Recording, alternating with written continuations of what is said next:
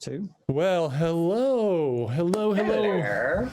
Yeah. Hey guys. Hello, everyone. What's up? Welcome Hello. to another episode of The Role Players. We are so excited to have you join us for another. This is episode 40, everyone. Oh my god. We're getting up there. Pretty exciting. 40. Wow. Yeah. Feels. Hard to believe. I know, it really One is. foot in the grave, huh? Thank you, as always, everyone, for joining us as we play the greatest role-playing game ever made, Dungeons & Dragons. I'm your Dungeon Master, Judd. These are my amazing players. And Hello there. yeah, say hi, everyone. Say hi. So, a couple quick announcements, as always, before we jump in tonight. Want to say a big thank you to our sponsors. Of course, we have Skull Splitter Dice. And Nice, man. thank you, and Thrill Studios. So, Skull Splitter has amazing dice. If you haven't checked them out yet, please do so. Everything from D100s to amazing metal dice sets, plastic dice, just great stuff. And Judd, could I paint a picture real quick? I would love you to. Imagine you're showing up at the gaming table and everyone's pulling out their dice bags and everyone's like, "Oh, where'd you get your dice?" And you're like, "Oh, it was like a quarter a piece from like a big jug at the comic book store, and they're all mismatched and then somebody walks up, they pull out their dice bag and they lay down some Skull Splitter. With that effect. I mean, And there seems to have been a 9-month subscription. Wow. Thank you, Jamie, our very own Jamie. Jamie. Oh, That's so sweet. yeah. There she is. Sorry, I had to move our announcement so you could see it on the new overlay. So, My point is, Yeah. What do is you your point? want to show up and look like the lame-o with the matched dice? Or no. do you want to show up with some Skull Splitter dice? I think the answer is obvious, people. I think That's we all know. I wanted to say. I mean, come on, it's D&D. You're here to split some skulls. Get some Skull Splitter dice. And if you use code TRPSS15, you save 15% on your order. So, I mean, what are you waiting for? It's a no-brainer. That's what I'm saying. And if you need some minis to battle in your adventures, then check out Thrill Studio. They have an amazing collection of minis that both hand-painted by them and some are unpainted through collections you can't get anywhere else, through Kickstarters that they've backed, and they just have an amazing collection, so check them out. Also, code TRP15, save 15% there as well. So definitely support our sponsors. It supports the stream. It really makes us happy. So I'm sure you want that for all of us. Do it. Just do what must be done, Lord Vader. All right, next, Yes. we have a very special bias and racism in gaming panel this Thursday. Yep. This is part of our ongoing commitment to persevere with the Black Lives Matter movement, and it's not a fad. We're trying to do everything we can to help out. And we thought we would start with addressing intentional and unintentional bias that we've seen in gaming. And we have an amazing panel put together. Our very own Jamie will be hosting. I will be there as well. We have an amazing collection of people to speak about the subject. So it's on our Role Players channel this Thursday, 5 o'clock Pacific. So please come by and join the chat. Next, we have a very kind of last-minute giveaway. We've decided that we're going to give away a D&D book on our YouTube channel. So for all the subscribers we currently have and all of the new subscribers we have up until we get to 100, and we're like 9 away, you'll be entered to win a new D&D book of your choice. I recommend the new Rime of the Frost Maiden, but you can get any book that you want. So if you're already a subscriber, you're already entered, so don't worry about it. But if you know anybody who hasn't subscribed to our YouTube channel, please get them to click that little button and get them to show up and support the stream. That would be huge, and we can get our dedicated URL channel. And I don't want to have to make this announcement again, so please help us out. So you can find the link down on our Twitch page here and hop over there and hit that subscribe button. Let's see. This Thursday, Peter returning with Peter Paints Minis. Yes. Paints, minis. Yay. Yeah. Have the children go, yay! Now, this is the most fun to like just watch Peter sit down and entertain you. It's a blast. Entertain myself. He entertains So there you go. himself. He does a great job painting. We missed last week. But everything's good. Yep. We're back up this week. Thursday, I think we're doing it at 1 p.m. Yep, 1 p.m. On this Pacific channel. time. Pacific. So check it Pacific out. time. He's hilarious and a heck of a painter. So finally, and best for last, a super big happy birthday to our producer, our very own Ashley / Killer Panda, whose birthday was yesterday. Happy birthday. We are sending you all the birthday love and wishes and crit rolls for you. So, Yes. I must want to do the Frosty the Snowman happy birthday where he comes out and says, "Happy birthday!" it was always a little creepy, but yeah. No, Happy Christmas. birthday! Yes. Well, maybe, yeah. Yeah, but KP, happy birthday. We love you. Happy Love birthday. you. Hey. All right. Well, I think that's it. It's time for Otto to bring us in, I think, tonight with a Tune little... up the old lute, huh? Or lyre, rather. Tell us a Tune up little the lyre. story, and up we'll the be lyre. right back for tonight's episode of The Role Players. Here's another story. I liked it. Let me tell you a story about a time that me and my friends found a new world. It started on a ship, brought together by a storm. We traveled through the rift to a new world beyond. We were thrown into shackles, we were hunted down by thieves, but we'll never let it stop us from sailing up Niagara Lee. For we are thee.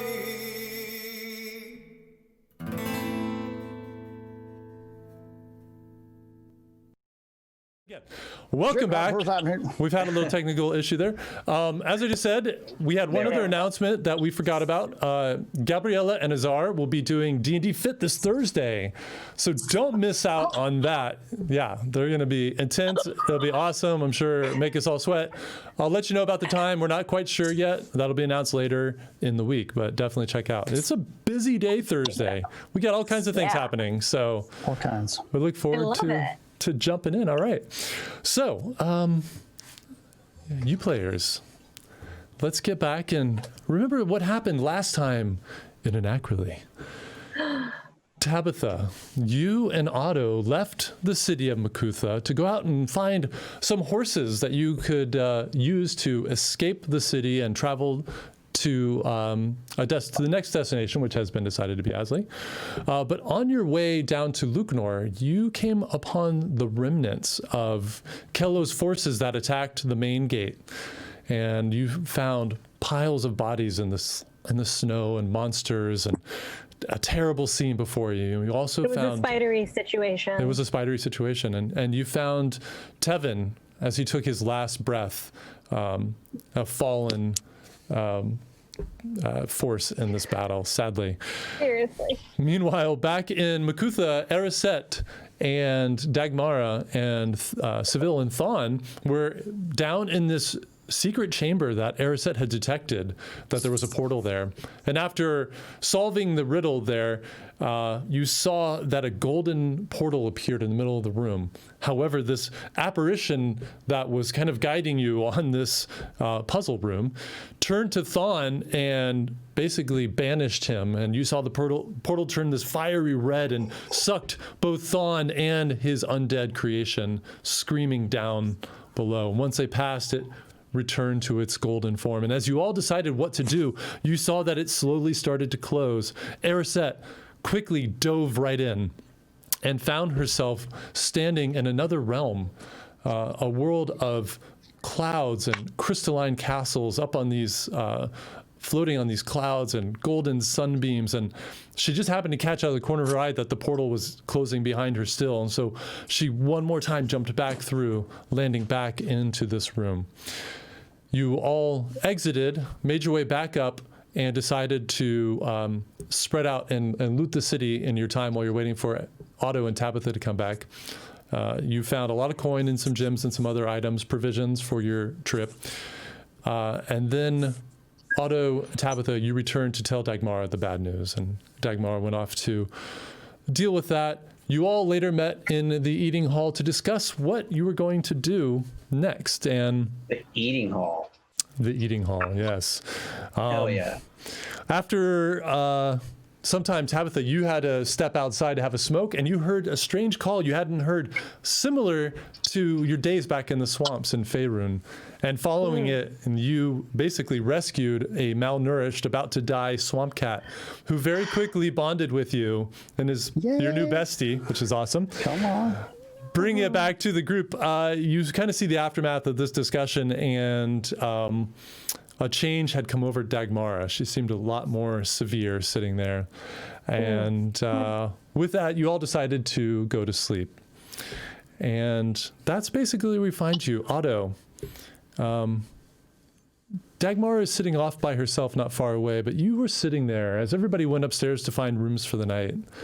Lost in thought, you stared into the fire, and you hear the snaps and the pops of the curling flames, and you watch as it slowly started to take shape, and your breath catches as you see that it is forming into the demonic shape of your patron.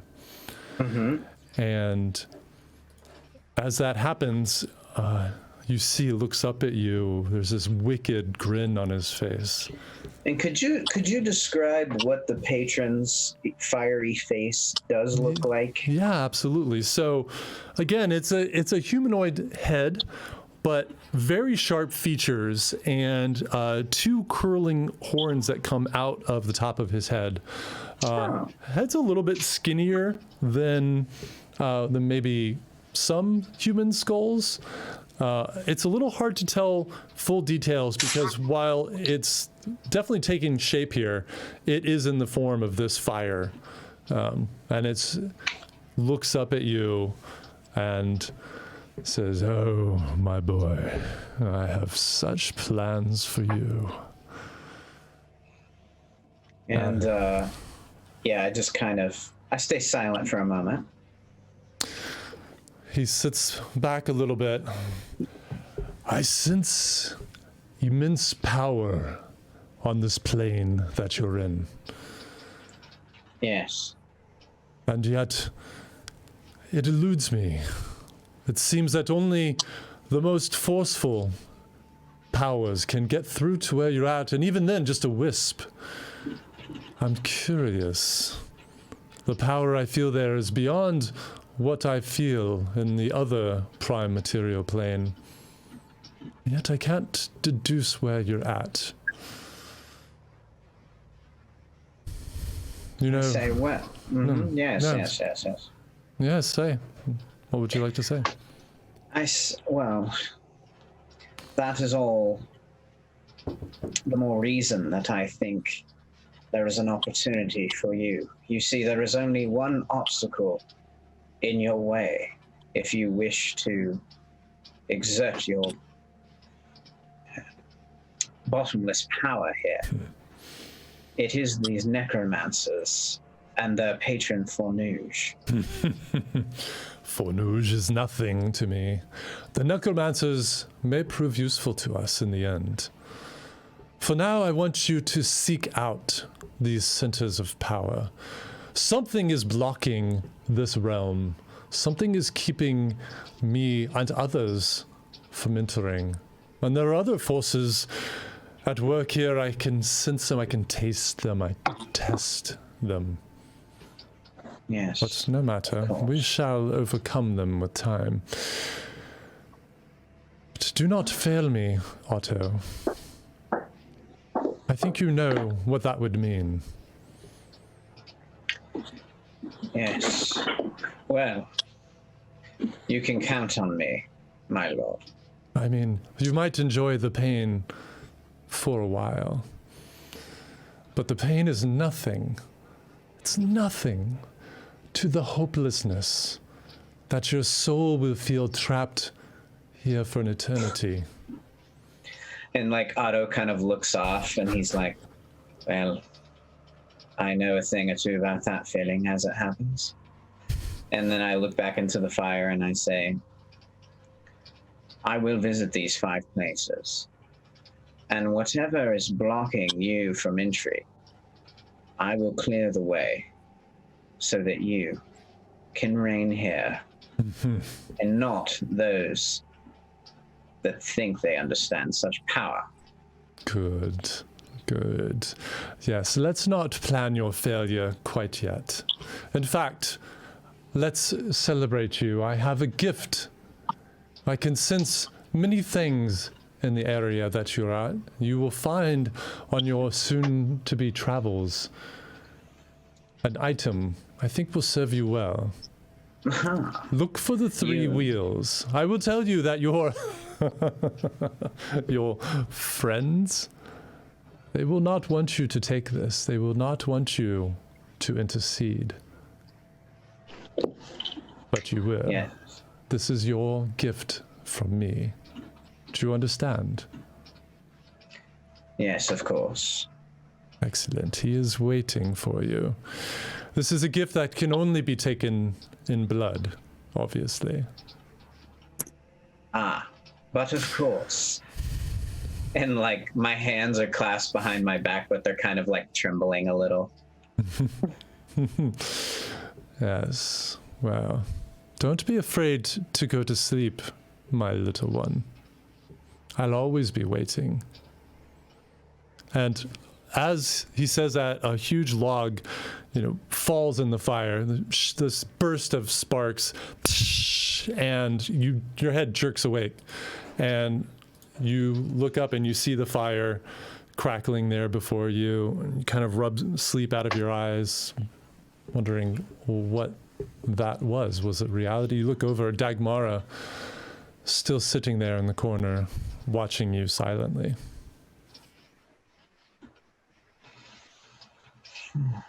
Who are you talking to? I'm sorry? Who are you talking to? Well, perhaps merely myself. And I kind of like raise a little tankard and I say, it's a good way for me to find new lyrics and poetry, as it were. I've got to hear these things out loud. You understand? Well, it sounded to me like you were quite afraid of that self. I wonder what lurks within you, Otto.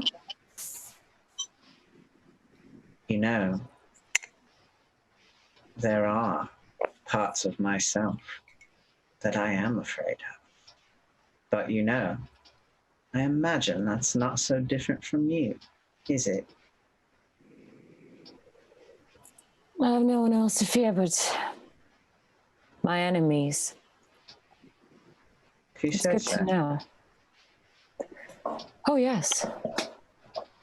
Yes. Well then, good night, Dagmara. Good night, Otto. And I pull out the little figurine as he walks away, looking at it. And I go find a nice, soft spot to lay down and go night-night. Yeah, you have no trouble. You go upstairs, Yeah. following the rest, and you find an empty room and quickly drift off to sleep. Dagmara, you sit there holding this statue, and it's still in this draconic form. The fire reflecting off of its reddish gold surface. What would you like to do? I would like to speak to it in Draconic. Okay. What does that sound like? I will say, Sikashi Kesewecho Waniskash, which means reveal to me my path with you in it. And I start to squeeze it and apply physical pressure on it. How much? Just a little, or are you really kind of crushing it? Just a lot. Okay, so Pretty yeah, you just crushing it, yes. feel this kind of rage taking over you, and you're just crushing. You can see the muscles are rippling in your arm. You depending on which arm, maybe you see your dragon scales exposed. Right. Okay. Left. Looking at, again, the scales on your arm, looking at the scales on this dragon, and as you crush it more, you suddenly feel this piercing right through your hand, and pull your hand away, and you see it clatter on the ground, and you see this spike pulling back inside the statue and returning to the draconic form again. And look down at your hand, you can see blood running out, dripping down onto the floor. On my palm? Yeah. I go over to the fire and I just drip kind of to cauterize that blood. And I put my hand over the fire, and as I do that, I just kind of enjoy that. It doesn't really hurt much. And then I just move my arm over to where it starts to burn the scales. And I just keep them there for an uncomfortable amount of time. I don't know if something would happen with that. Yeah, so you see the flesh around, you first putting your palm there, you see the blood dripping down. Sorry. Our alert is not focused. There we go.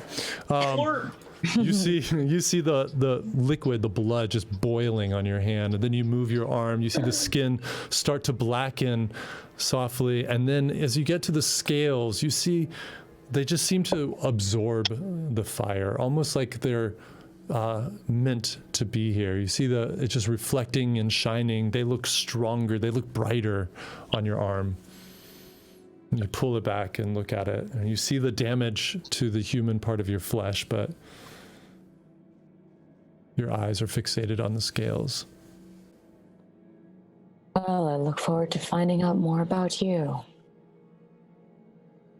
And I get up and join everyone upstairs, or wherever I can find a spot. So, Judd, I would like to ask you a question. Yeah. If I remember correctly, Tabitha curled up on the ground next to her new companion, who is named, of course, Snack. And so does she pick up on any of these things that are happening between Otto and Gabriella and these evil forces, or does Snack pick up on anything? That's a very good note. I completely forgot that you fell asleep there and didn't go upstairs. So roll a perception check. Okay. Is this the first roll of the night? You know? It's our first roll of the night. Come on. Okay, so I rolled a 15. Let's see what perception for me is +5, so that's 20. Yeah, so I think you heard muttering coming from Otto, and the cat shifted, and you could see lifted its head looking at Otto, and you kind of looked over, woke up enough to look over, and just see him, looks like he's asleep, kind of muttering in his sleep. His eyes closed, his head is down on his chest, and you just kind of roll over and go back to sleep. But when Dagmara approaches the fire, you hear this deep,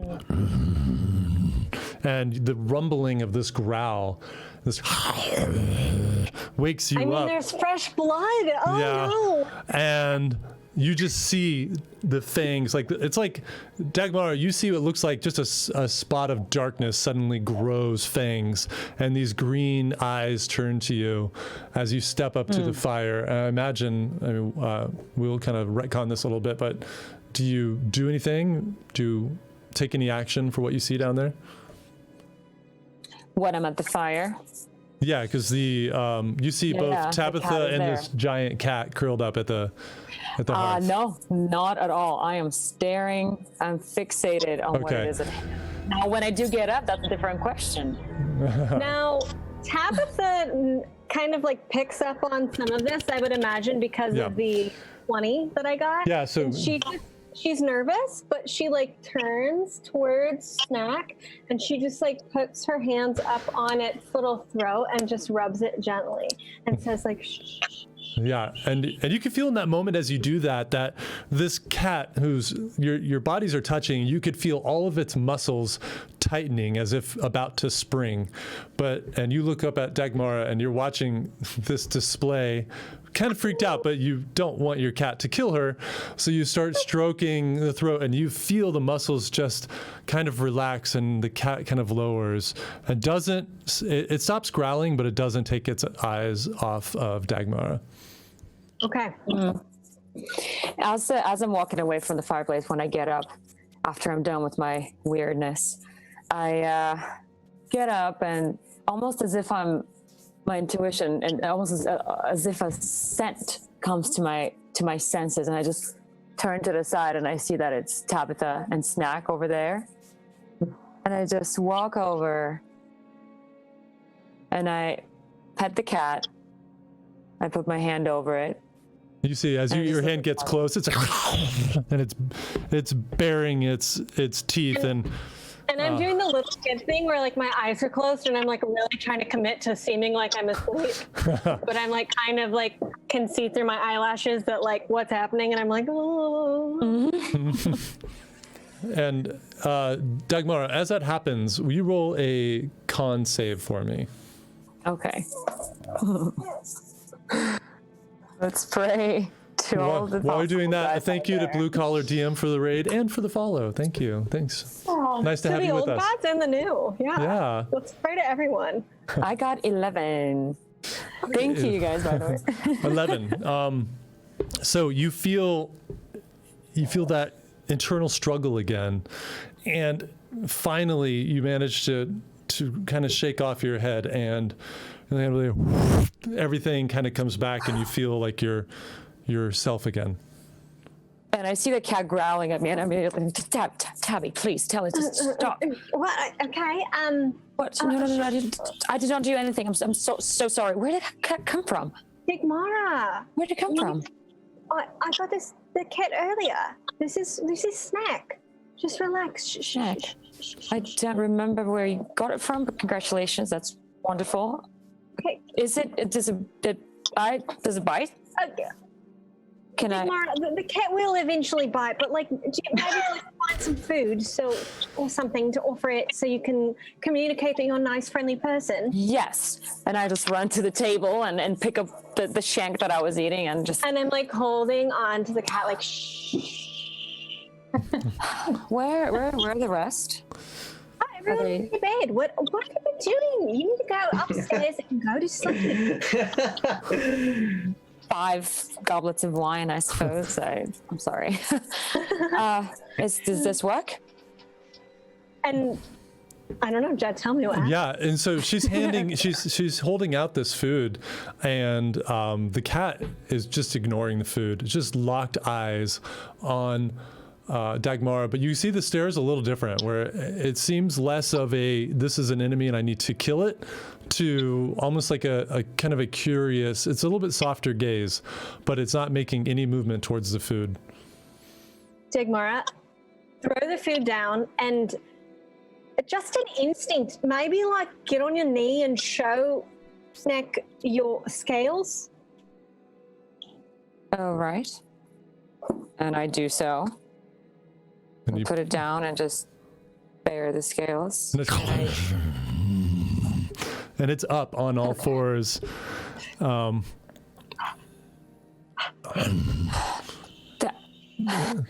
Taking a step towards you, Dagmara. Tabitha, what are you doing? Well, so it's what's happening exactly? Just describe it exactly. Okay. So is it official? Is Snack the name? Snack is the name, guys. All right, everybody. Snack is the name. I love it.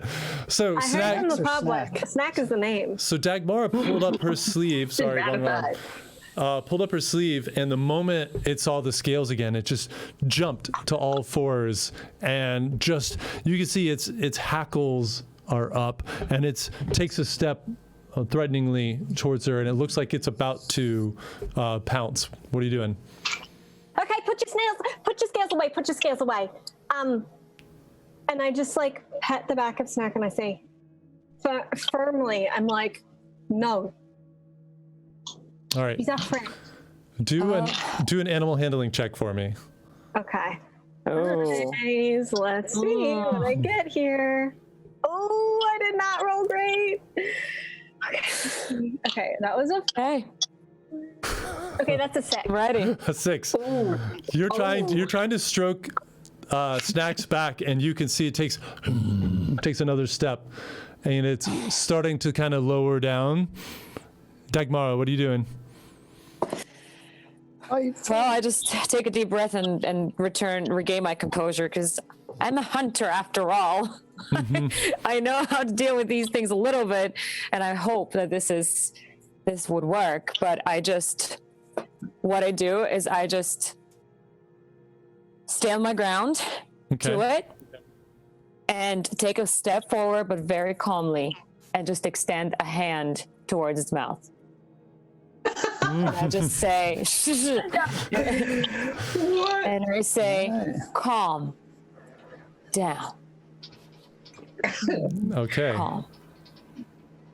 And hold on, I'm rolling. Okay, so Boo boo, you should just went to bed. so For fun. it looks like it's calm for a moment. Oh, this, And then it leaps forward and Great.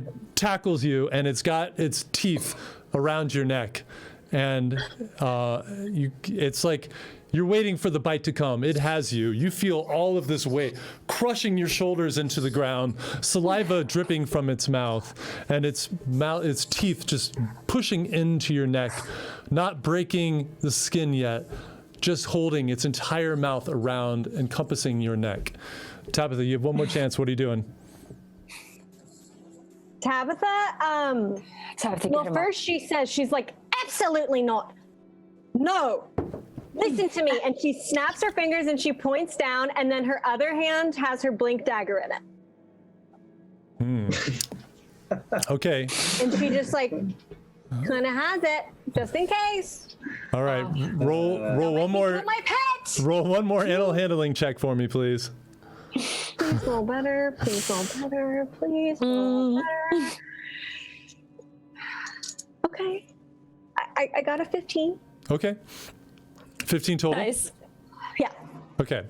Yeah, these are contested rolls. So you do that, you snap, and you've got your blink dagger out, and you can see it's almost like whatever you do is not really having an effect, but this seems like this was a show of force and a dominance thing, and it just like pushes off of Dagmara and turns and struts over by the fire and comes behind you, and still on all fours is standing next to you. And I say, good boy. Nice listening. And I'm like trembling and I'm like, thank you. Big Mara, are you okay? Yeah, I'm all right. Okay. Just keep it close, please. I'm sorry. Thank you for helping. I appreciate it, Tabby. I suppose I'll find a different time to make friends, I suppose. And I just gotta take a last look at it. I think it's been a long day. Good night. Good night. Okay. And I walk off. Okay, you make your way upstairs and off to sleep. And Tabitha, it takes you a few minutes to calm the cat down. You offer it the food, and finally, because you offer it, it starts eating, and you both drift off to sleep. All right, everyone. Wasn't expecting that. All right. baby. So, anybody else doing anything as the night goes on? Otherwise, we're coming to morning. Sleeping. no, I'll take my reverie for 4 hours and get up. Getting up at 4 hours? Yeah. Okay. All right. So, Seville, you're going to rise while everybody is still kind of halfway through their sleep. I am actually doing that too. And I'll I'm gonna go look for Kello, see if he's up early. Okay. So just to be clear, that means I got a long rest, right? Oh my! Oh yeah. Arisette, it does indeed. You and Seville may mark a long rest. Congratulations. Congratulations, Arisette especially. It's not gold. He's needed It's not it. magic items. It's long rest. That's It's all. sleeping. It's all It's she sleeping cares that we're about. excited for. Sleeping. That is the rub, and I will be all set. That I'm is so Chelsea's Spritzer. What I love is how you guys never just hang out and just wait for us to sleep a little longer. You always have to go moseying off Yeah. and really rubbing it in our faces that you don't need as much sleep. And it's just kind of rude. Am I right, guys? I mean, fucking elves. You know, but they're really good for taking watch while the rest of you sleep too, though. So Exactly. Well, it's that a too. double-edged sword. Double-edged sword. That too. They come for you, and they will. You'll be glad. The elves. All right. They're ever. So, Seville, as the rest of these people are sleeping, I guess Arisette, you as well are up. What are you two doing? I'm finding Kello and then going outside the shield wall. I've got to figure out what. I got to contact Larar. Okay. As you make your way downstairs, you step outside, and it's a cool night, and you're surprised when you look up to see that the clouds, for once, for the first time that you've been in this region, are gone. It's a crystal clear sky. You see these beautiful stars sparkling like gems in the dark horizon. You can see the ice still gently blowing off of the peaks, capturing a bit of the starlight, like gems, like diamonds being scattered off these mountaintops. And this bright kind of wave of golden light brings your attention back down, and you look out across the middle of the city here, and you see that golden tree. And as this golden light recedes, you see the silhouette of two people, a larger person and a little person next to him. And they seem to be doing something in the center by the tree. I'll go to it. You make your way over once again to this large reflecting pool, and you see that there are now perfectly round stone steps that lead across the water to the tree. And the golden light now has died down, and as you get closer, you see Kello, and he turns, and there's an old woman standing next to him, and she looks at you, and you see recognition blossoms on her face. Oh, well, young man, it seems you survived whatever trials were before you. It is well to see you. It's good to see you too. I was hoping I'd get a chance to see you before I headed out of Luknor and Makutha. Well, what timing here in the middle of the night. It must be meant to be by the will of Shateril herself, perhaps. Now, Shateril, do you have communion with your goddess? And you Or see, God? I'm not even sure. oh, goddess, yes, goddess. And her face looks a little sad for a moment, and she fights it back. The connection is not as strong as it was, but it is there, it perseveres, and I felt it grow a little bit stronger, and I made my way from my modest little temple to this city, and Kello brought me in and showed me we've restored one of her trees. Yes. Her power grows once again. So there is a connection between the tree and her power. Oh, these trees are as ancient as this world, if not even older. The lore has been lost for many, many years. Do you know of the disconnection here between the gods and goddesses that the priests, clerics are having trouble reaching? Indeed, for a long time, that's all anybody spoke about. You know, after the departing, Shateril persists, though. Sadly, not enough people follow her anymore. Not fashionable, I guess. I don't know, but she's still here. If you clear your mind and you reach out and you feel the beauty of everything that the bringer created, it is all here. She is there behind every animal, behind every leaf. Well, after seeing you and after coming back up here alone that night, well, I felt something was with me. And so I'll pay my respects here with you to Shateril at this tree, if I might, if you'll show me the way, give me the words. Otherwise, I'll just say my own or just stand quietly with you. I always find that it's best to speak from your heart. I don't go in much for hymns or passages or those sorts of things. She wants to hear what's in here, and she taps your chest. That is the connection. Well, then I just go into and reach my mind out telepathically, hoping it'll be heard. But, well, I've never been one to connect with anything outside myself. I think the gods and the goddesses are, well, they have great power, but I don't know if they have great wisdom.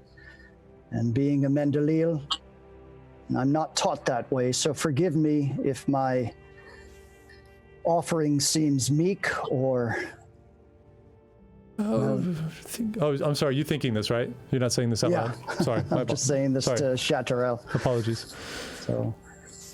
So, but if you were there that night that I went back into Makutha alone, then I do owe you my thanks.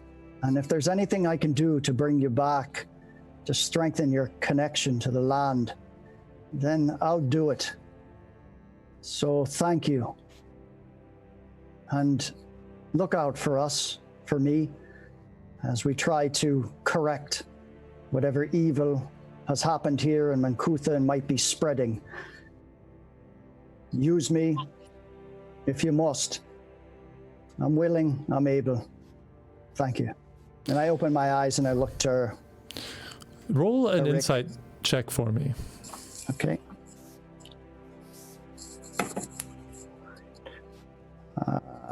That is a 18. As you feel these words and you focus on them, and there's something about your honesty and your earnestness and what you choose to say, you feel your mind drift out as you've done so many times before, looking for that intelligence opposite you and whatever creature you've attempted to do this for. And you find something, as if you stepped into a massive room full of warm golden sunlight. You just feel a comfort. And there's something on the edge there. There's a presence, there's a being, but the moment you detected that, you start mentally reaching for it and you feel it's just slip away, not evasively, just you're not quite trained how to find it. And yet, as you pull back into yourself, you left with this warmth inside you that is keeping the cold night air away. A serenity, if you will. So I look to Ariq and I smile at her, but I don't exactly tell her what I've just experienced. But she smiles at you. Yeah. And she just touches your arm gently. You felt her, didn't you? I can see it on your face. You felt it. Good for you. Well, it was certainly calming on my mind, and I'll take that. Shateril is with you. And may the blessings of the bringer be with you and your friends. Likewise, and thank you again. Anytime. And is Kello there? Kello, you look around now, and he's Remember, I was looking for Cal. Who I actually really wanted to fucking talk to? Is he around? Kello, despite his bulking size, has quietly moved off, and you can see him. He's crossing the stone, about to kind of exit the reflecting pool area. All right, Kello. Commander Kello, can I have a word with you? It'll be quick. He stops and turns. Hi. Cheers. I want to know if I can, and I'm sorry I disturbed you this morning, but we're taking off this morning. We're leaving, and I wanted to know if we had you as an ally. I know it seems silly to ask you, but I just need to hear it out loud. That we can count on you, come back to you. Anytime. Of course, you're allies. You woke us. You freed us. You fought with us. You bled with us. We will be here. We are going to rebuild this city. In fact, you may always have a place here. You know, take a house for your own if you'd like. Bring others that you find in your travels that are good. Bring them back to us. Yes. And he starts to turn, actually, and then he turns back. Do you mind if I ask you a question? No. You and your friends, Ask. are you of the light? Are you doing good in this world? I'd like to think so. I've just really only met, all of them. It's only been about 6 days, 7 now. And, yeah, they've all got good hearts. Some of them are struggling with things I see inside themselves. But aren't we all to a certain degree? Indeed, we are. But so far, as you can see, what they've done here. I think would not have taken the city without all of you. When I don't know if anybody told you, I don't know if you saw, but and he's kind of struggling for words, the ghosts that we fought at the base of this tree here. One was I saw it. was my wife, and before she vanished, she said to help you. So I intend to do Help that. us. Yes. So not only will I give you a place here, as long as I hold this city, and I am no longer a young boy, we are capable of holding this city.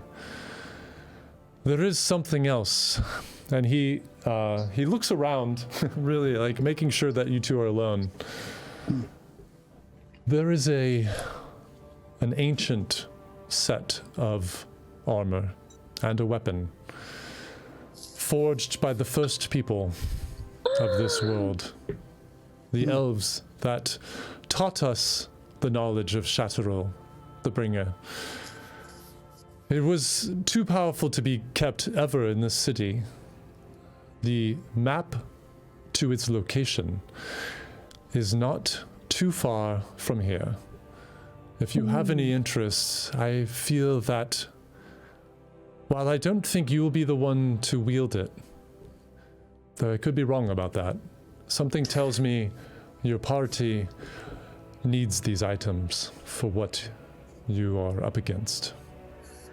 Well, they'll go to who can use it best, I guarantee you that. And I appreciate it. And I take out the map and I show him the differences, the crude map and the more detailed map. And I point out and see that the location to the swamps is starred. It seems different than the other ones. And I explain to Kello that these are the 5 sites we've discerned. This is what I stole from the necromancers and so on and so forth. Do you know anything about these sites? What's in this swamp? What are they going for? And why would they star this?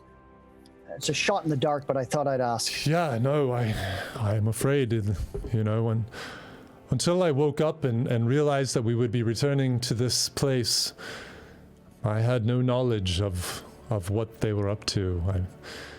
The bits of information we've managed to retrieve, and they did a good job cleaning the tracks. Again, they did not flee the city, they left. There is a difference. I agree. I suppose this is what they're doing. I'm afraid I can't tell you much. I mean, the swamps I have been to, they're mysterious. It is a very vast area. It is full of dangers. But other than that, I do not know. And the last thing before I leave you to your morning here. What do you know about the treaty Asli signed with the kingdom? Treaty? No, I'm afraid I don't know anything about that as well. What? Right. Which kingdom? Asli, Erasun Kingdom. Oh. The Erasun Kingdom signed a treaty with Asli. Asli's in its kingdom. From what I last heard, anyway. Well, I've heard over,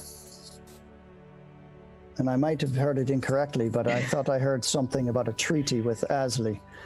Maybe Dagmara spoke of it. Her father's from Asli. Am I right in thinking he might be thinking of the treaty we found that was actually with Makutha and the Edgeguard? No. necromancer? I thought there was a Okay. treaty signed with. I thought there was something with Asli.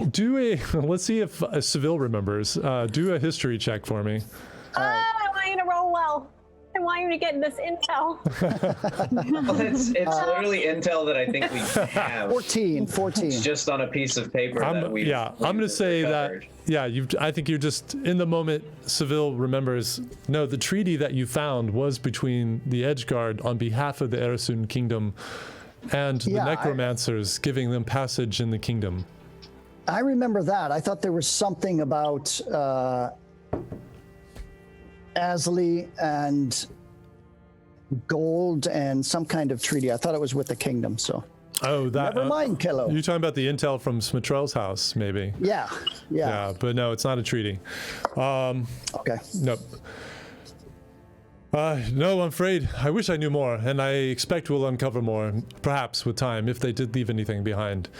I have sealed the city. It is safe. They will not be able to teleport back in here. Good. And we are going to destroy the main entrance and create a new one that only we will know about. So, and I've sent a team out to destroy their teleportation circle outside of Luknor as well.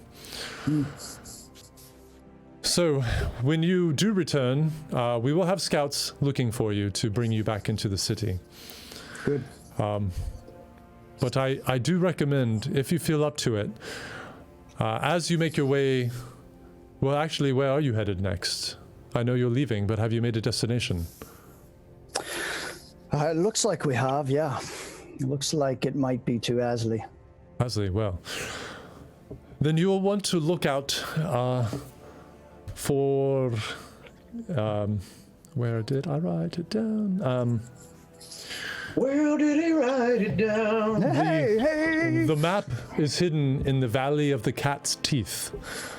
And you'll see it. Oh, not the cat's teeth, honey. I know, the cat's teeth. Haven't we dealt with enough cats? I know, right? It's fun. D&D's really fun. Dagmara's having nightmares in the meantime. She's like, Dagmara should know it. She came from Asli originally. She'll know.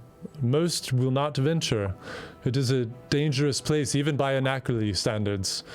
It's off the road to the north. You'll see it in the distance. The peaks resemble cat's teeth. Down in the valley, there is a temple. And that is all I know. Somewhere hidden within that temple is this map to these items. Which I know are far, far to the north, somewhere in the area of the Tus Muan, which I'm sure you know as well, in their domain, which you do know. Far to the east of Carthan. But look for a rough conical shape. That is where you'll find the map. That is all my master told me. That seems to be clinging to my memory for some reason. I hope it serves you well. But don't tread lightly. It's a dangerous place. Yeah. Well, I have much to do. May the blessings of the bringer be upon you all. You will always have a base here. If you need our help, please send word. While we are small in number, we are fierce, as you have seen. We have seen. I hope you rebuild and replenish. Thank you, Kello. He puts a hand on your shoulder. Thank you. Take care of yourself. And he walks off. And Arisette, are you just waiting for morning to come, or were you doing anything before we jump to everybody else? Quietly, hoping I'm the first one awake. Okay. So, I'm succeeding. I think I don't trip or anything because it's quiet. Well, and why don't you roll a stealth check just for fun? I mean, Dang it! just for fun. Let's just see if you get anything other than a 1. Oh, it's a 7. For a minute, I was like, wait, is that a 1? I got a 7. So you coming down the stairs, you actually kind of trip for a moment, but catch yourself and lightly look around. You see Tabitha and the large kitty cat sleeping by the fire. Yeah, and at first I kind of like, so much happened yesterday. So at first I'm like, and then right. And I kind of chuckled to myself. And I have an eye on it to see if it's noticing me, but I think it's sleeping pretty soundly, right? Yep. It doesn't stir. Yeah, so I want to make my way outside, and I just kind of want to have a moment with nobody around outside and get some fresh air. And you see what Seville saw. It's a beautiful night, and it's crystal clear, and you see actually Seville over by the tree with Ariq and Kello, and they're all 3 talking at this moment. This is right when Seville just made his way over there. Mm-hmm. Just have this moment to kind of bring it all in, think about everything that you've gone through to this moment. Yeah, so I just watch him from a distance. And From a distance. And so do I notice him turning away? Do I see him say goodbye to Kello? You see the whole thing, yeah. You're about 40 feet away at the entrance of this eating hall, and you're watching it all, and you see them have their final moment, and they split off. Okay. All right. Is there a so I see him turning back towards us. Mm-hmm. Okay. So when I do, but like as soon as I do, I very stealthily and quickly try to find a place I can hide. Like that'll be. All right. Roll another stealth check, and we'll see if you can. We'll use that for your hide. Okay, I get an 11. Okay, so Seville, you've watched Kello walk away, and he's walking down towards the first tier, and then you look back to kind of go wait for your friends, and you see Arisette kind of like. And then shoot and kind of go into the shadows, but you can still clearly see her. All right, I'll just telepathically go into her mind. Hiding from someone? I see you. What are you entering up? Come here. I'm down here. So I start running down to him, and I say, I should have known better than to outsmart somebody with half-elf in him. What are you doing, Huff? How many times do I have to tell you, a Mendeleil is a full elf? We're just different. I look like a half-elf, but we're full elf. We don't look as pretty as you. No. Hey, tell me something. When you went into that portal, you experienced something you were sharing with us. I don't know. I was standing at the tree there, and I've got to tell you, when we're with the group again, what I learned about that tree from that woman. There may be the touch of the gods still here, faint, but at least by Shateril. But I got this vision after. I don't pray. I don't have a god or goddess. It's not in the Mendeleil way. So I felt a bit foolish talking to myself inside myself. I don't know. But something happened. I saw myself in a golden light or on the edge of something, and there was a being. I feel ridiculous telling you this, but it happened, I guess, I suppose. And it just was good. I mean, look at me. I don't think I've smiled like this since, I don't know, maybe Faerun, when I was on my own and by myself, and I feel good. Literally, I'm looking at his face, and he's like pink with happiness, and I'm so encouraged just to see how much he cares about what he saw in that golden land, and I almost want to kiss him, but I feel like Kiss him. I get really awkward, and I chicken out, and I just say, yeah, I think I saw the same thing. I think we saw the same thing. It was so golden.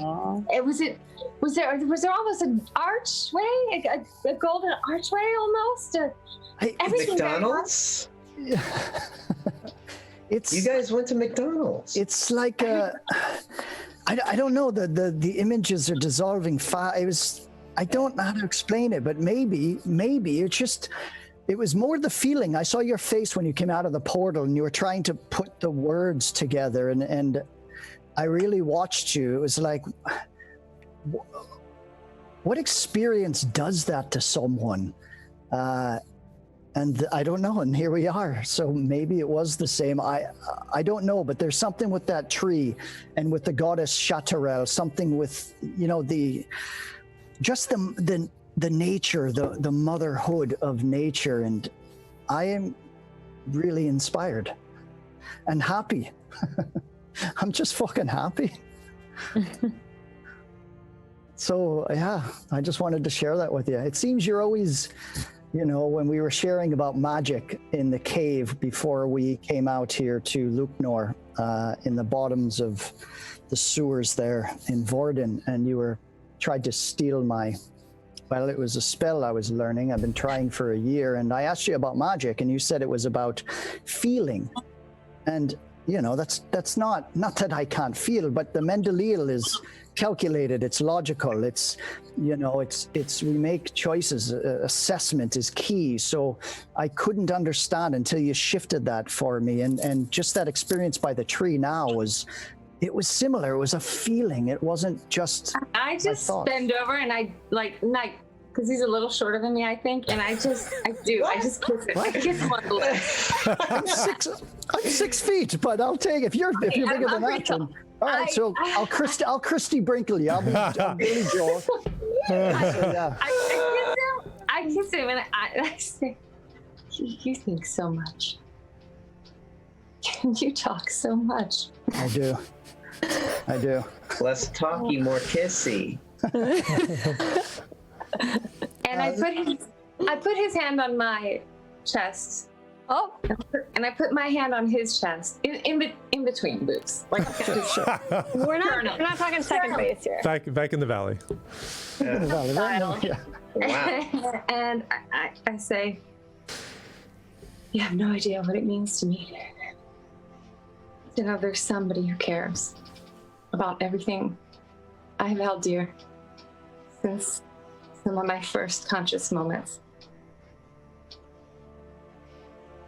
And I'll take her hand in mine, and I care so much about my land and about people.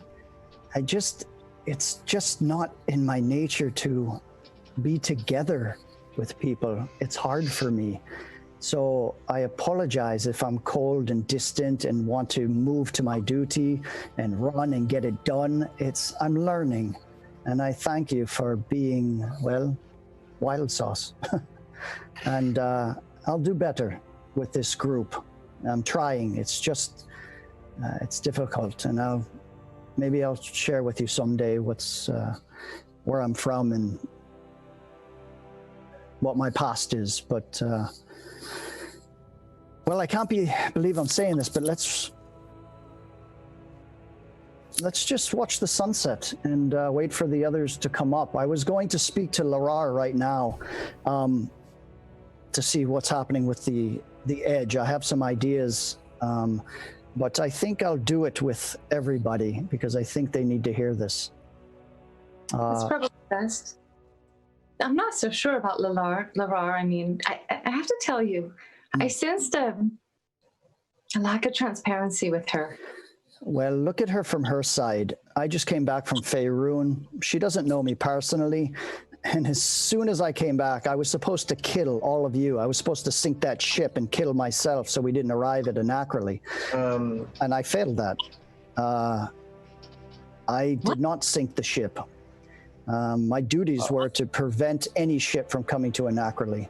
But how could I do that? I don't know. It's not in me. I thought I could, but I did not sink the ship, and we arrived. And then after that, we disappeared. And then you don't know this, but there were murders in Vorden when Tabitha and I went to go to the Cutters, which is my resupply place in cities. The Cutters are not Edgeguard, but they supply and help the Edgeguard, and they were murdered. With something written in blood. It looks like it said the Akira, which is exactly the thieving guild I wanted to meet before going through Vorden, but we were... Poor guy, he's doing it again. ...ushered out. So I think Larar has a reason not to trust me. Why would you serve people who want nobody coming to this land? It's difficult. Do you know why I was compelled to leave my kingdom and come to this land? Something about your dreams, something about this nightmare you've been having, right? Seville, I sense a great evil brewing, and it brought me here. Maybe you can't trust them. Look, I'm a soldier. I do my duty. My point is that Larar, and I don't know her, but I'm not willing to say she's bad. There's more information, but I'd like to just throw it on the table with everybody and see what they think. I'm open to listen, but I also have some other information, and let's wait until I can hear some voices. I really want to open it up with them, but yeah. I really appreciate you starting to share what you learn and what you know with us. I do. I appreciate it. And about working with teams, I'm not very good at it either. Well, I'm pretty much shit at it. That's the two of us. Well, there we go. We'll learn together then. Yeah, now I get why you guys wake up earlier than us and stuff. I see. And I get it. Is there anything else you two? Otherwise, I'm going to say that you kind of fall into a comfortable silence with each other and watch as the sky gradually begins to lighten, and you see finally golden light hitting the tops of the highest buildings here and the snow peaks above in the Dolgora Mountains. And the rest of you, Otto, Tabitha, and Dagmara, you may mark that you have also completed your long rest. Yes! No, wake up. So excited. And you, eyes flutter open, you see the sunlight streaming in your windows here at these rooms that you've found. What would you all like to do? Let's go find these dorks. Yeah. So I wake up. And I'm taking in how Snack looks in the light of day for the first time. And I am noting the fierceness, the size, the teeth. I kind of was reminded of how scary this animal is, even though I feel familiarity to it. And so as I see Dagmara and Otto come down the stairs, I just tell them, sorry, I'm going to stay with you guys, but we're just going to keep a distance, and we're going to slowly try to have you feed the animals so that, you know, Snack here doesn't bite your hands off. You don't have to tell me twice. Yes, trust me, I had some dreams last night. Okay, great. I think I'll take it slow with this one. Shall we, Let's go find the others, shall we? yeah. And Yes. yeah, you just step outside basically, and you see them sitting there watching the sun come up. Just go and approach them and kind of like smile at them. And say, yeah, go ahead. Well, I was going to say I take a kind of a long-lasting look at them and just smile at their beautiful moment and what they've got. And Otto, did you want to say something? Yes, I was just going to say, oh.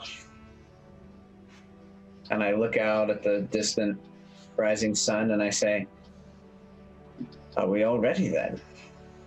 I think we all are. Perhaps you should take off? Well, before we do, may I just... I suppose I had another one of those crazy episodes last night. Thank you, my friends, for putting up with it.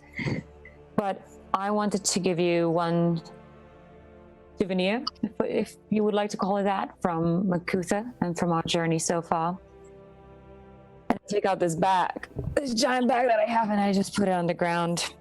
See, when I was going through the second tier, I found some things that I thought might come of use. And I pull out a rapier that I give to Seville. And I believe me? these... Yes, Wow. that's my friend. I believe they're of higher make, possibly elf. Don't know. But I thought that might help.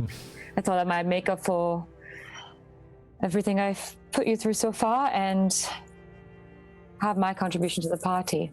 My gratitude that we are together. And I take out a dagger and I give it to Tabitha. And Tabitha is so excited, but she has to take a couple steps and then she comes back. yes, actually, I put it on the ground. Take that back. I step away, put it on the ground, Tabby, that this is for you. As she is like 50 This is feet. how all our interactions with Tabitha have to be from now on. Yes. It's fine, like just a keep chatting, whole- it's fine. The whole protocol, yeah. It's like Arisette. social distancing, you guys. Yeah. We put something in a box with rope and you just have to pull it to you. We just can't ever be near you anymore.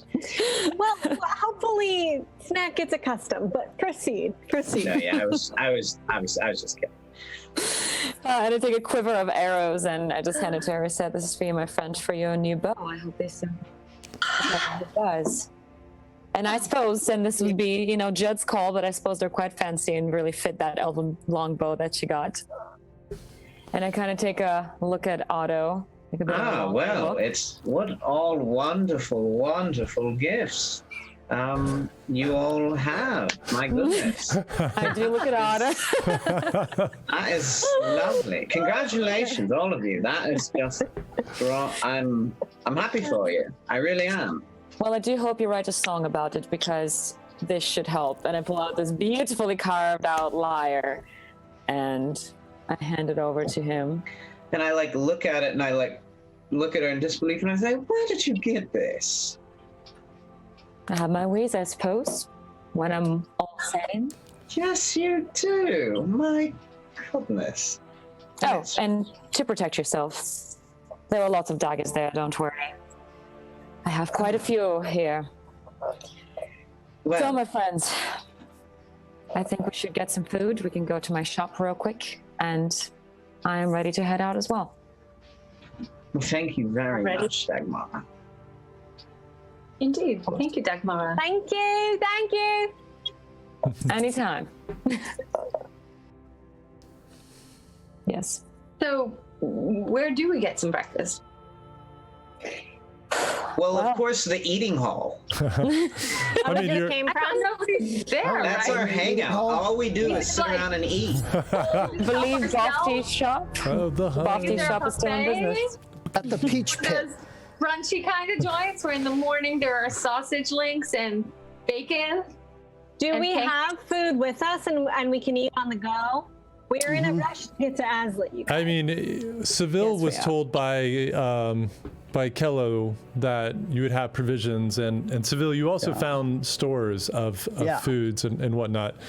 And as you're kind of all having this conversation, you're looking around and you know that there are definitely still there are salted meats inside. There are some provisions that you found in the eating hall. So if you want to just go back in there, we can say that you managed to find enough to have a breakfast.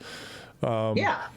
But And I want to just so load up you with know- any extra stuff for the cat, by the way. Yeah, Yeah. I was going to say, if there is indeed good food inside, I do make a point of bringing some over for snack because I want to be friends with this beautiful kitty. So hopefully that goes well. I'm happy to roll and see, but I do want to make sure I keep our friend the kitty cat. Same goes for me double. I'll stack with a lot of meat. all right. Maybe in the meantime, Yeah. over the breakfast, chatting with Seville, we learn a little bit about these Yeah. places that you learned about, I'm guessing.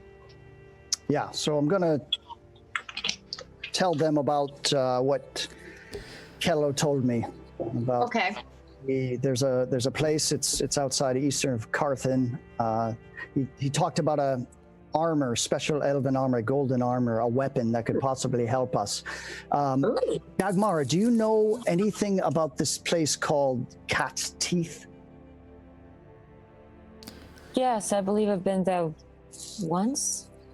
It's Jed, if you mind filling me in. Yeah, you were told that was the name of. You're not sure if they're mountains or hills. They're a bit of off in the distance as you break away from the main road from Asley down to the swamps to make your way over to Lucanor.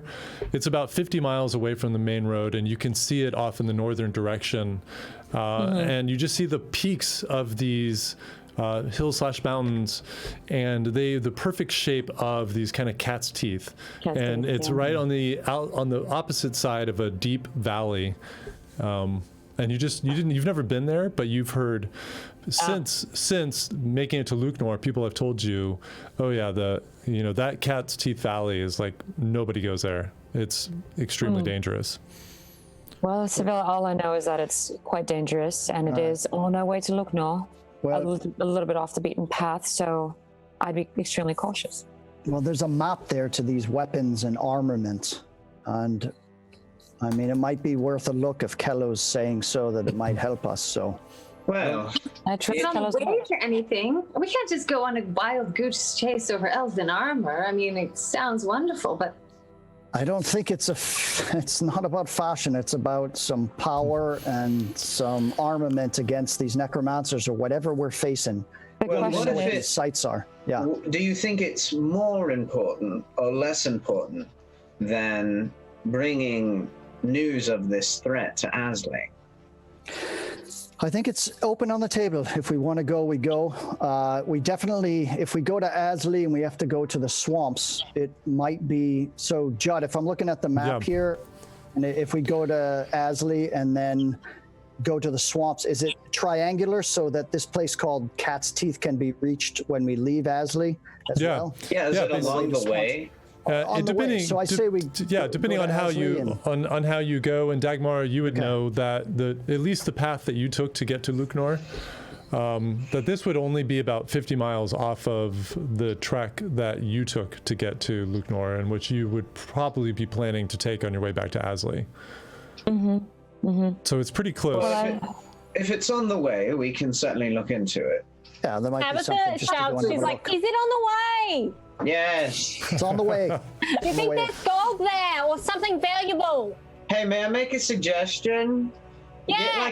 Get like a leash and tie it off somewhere so that you don't have to keep shouting at her, so you can just sort of Fair enough, near fair us enough, again. fair Yeah, enough. just like a little rope, a little, you know what I mean, right? Okay. and Dagmar just gets an idea real quick and hops off for a second.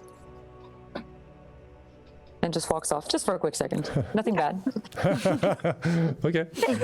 Oh Lord. So I'm going to say that you guys have, you're having this conversation, you found food, and you're finishing up this kind of makeshift breakfast. It's not a glorious breakfast by any stretch, but it's filling you up.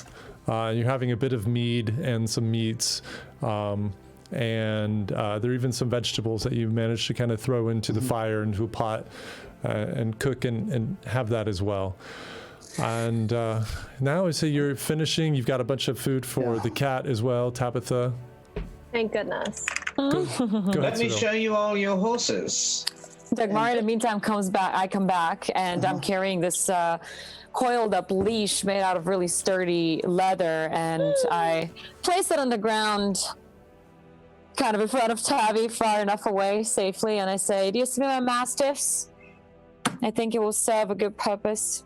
So I hope Snack over there enjoys this as the first offering.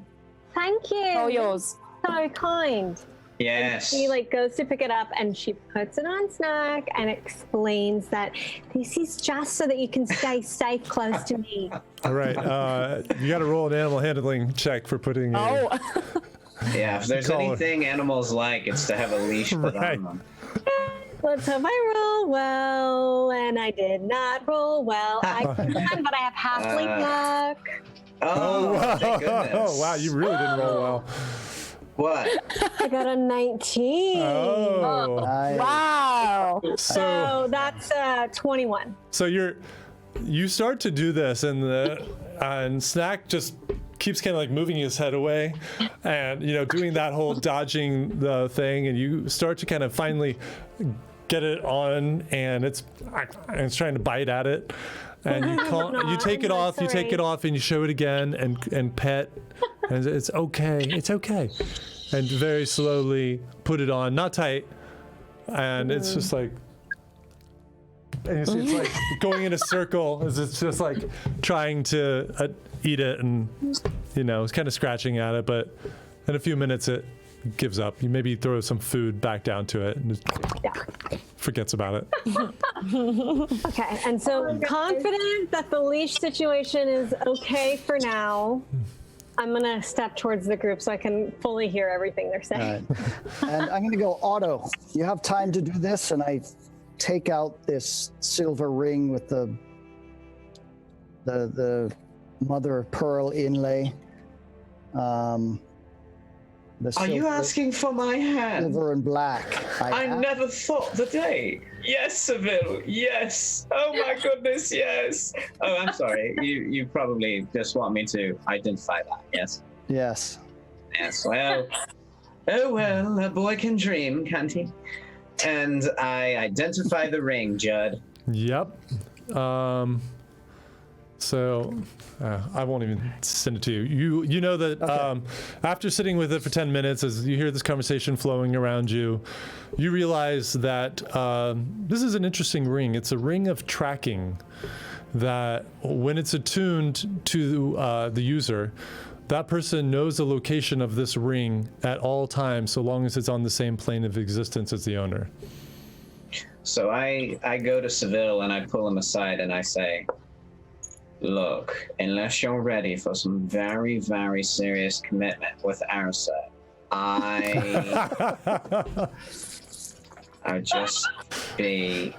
she might, start to be a little clingy. It could prove dangerous.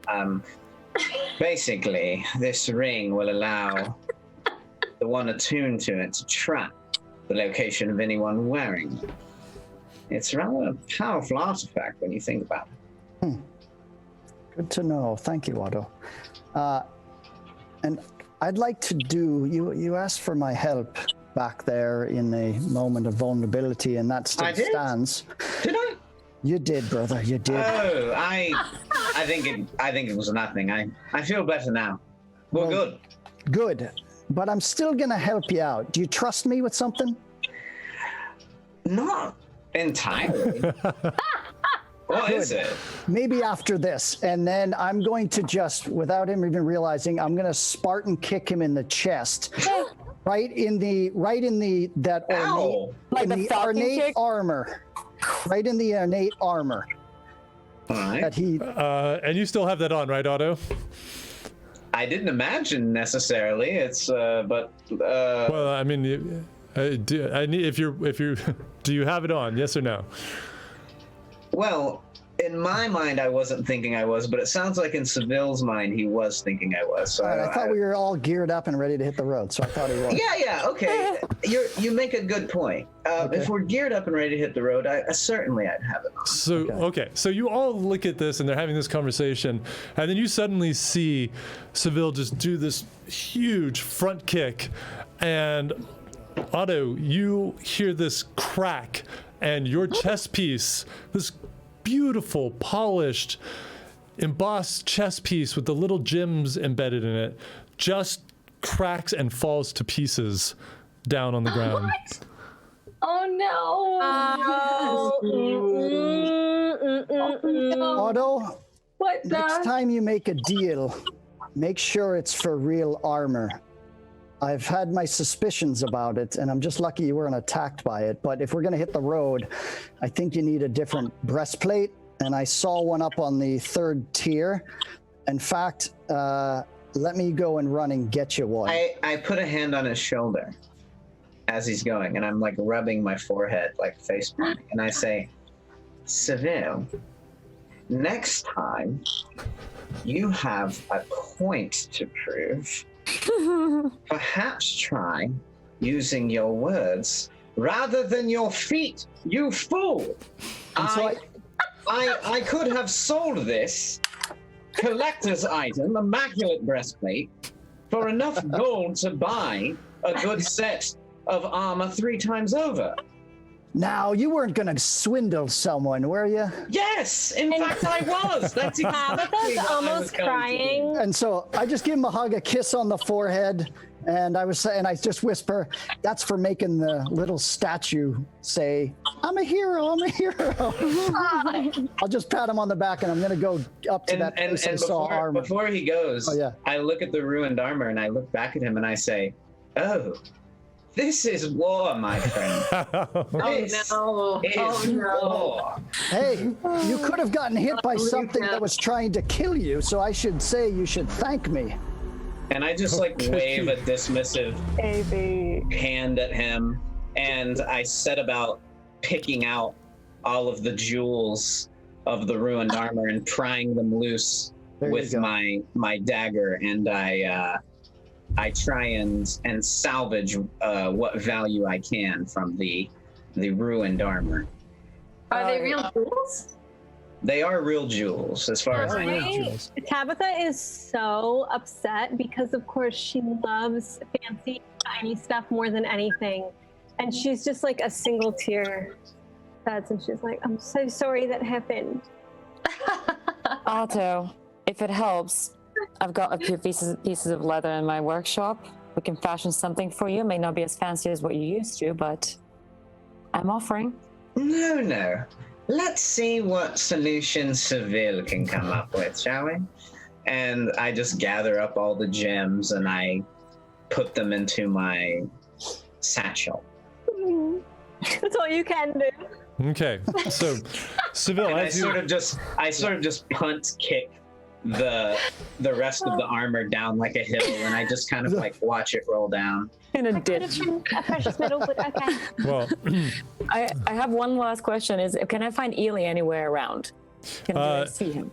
good timing actually. So Seville, you come back. The rest of you are done with eating. You come out, and all of you, as you're sitting inside the eating hall and having this final moment, you keep seeing the people of Luknor going by, and they're all headed towards from left to right, headed toward the front of down toward tier 1. And as you all step out, and Dagmar, you're looking for Ilie, you see him, and you see Kello beside him, and you see all of the people of Luknor have formed this line right in front of the steps, which is just off of the great golden tree that lead down is the current exit from Makutha. And they're lined up across from each other in almost this kind of parade formation. And they're all just looking at you and nodding.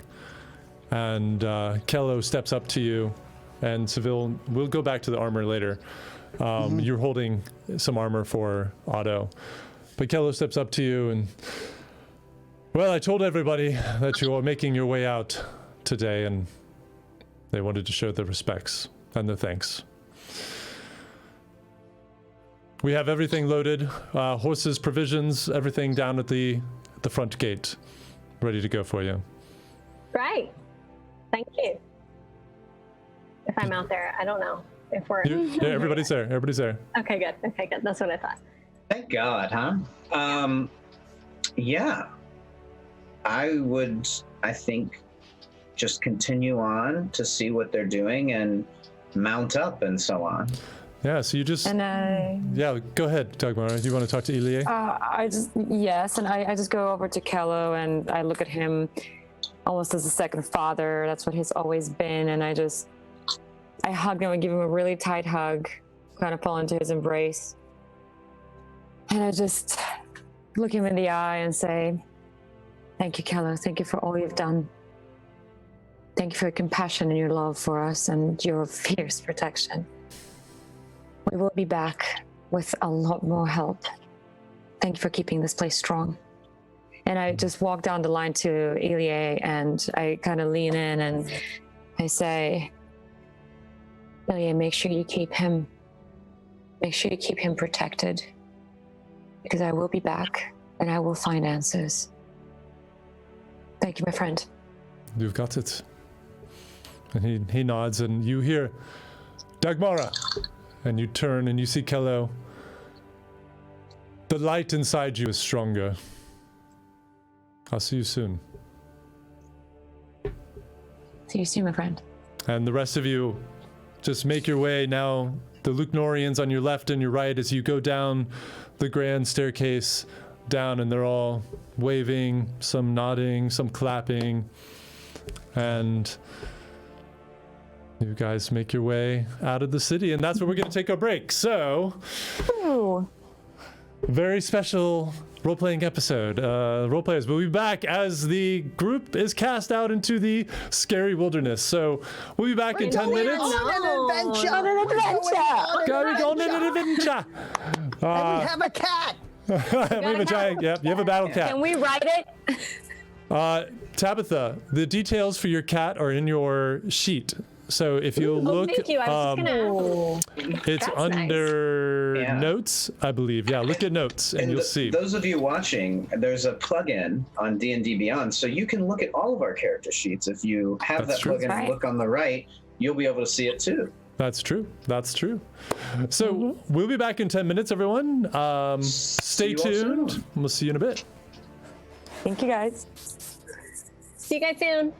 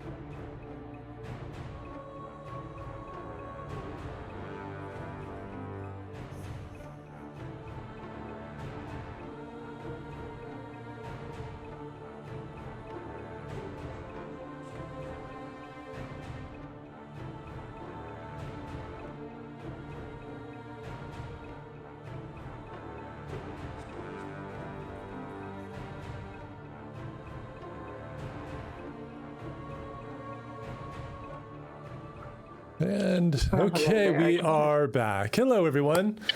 Hello. Oh, yo! thanks for hanging in there while we took a little break. Breaky poo.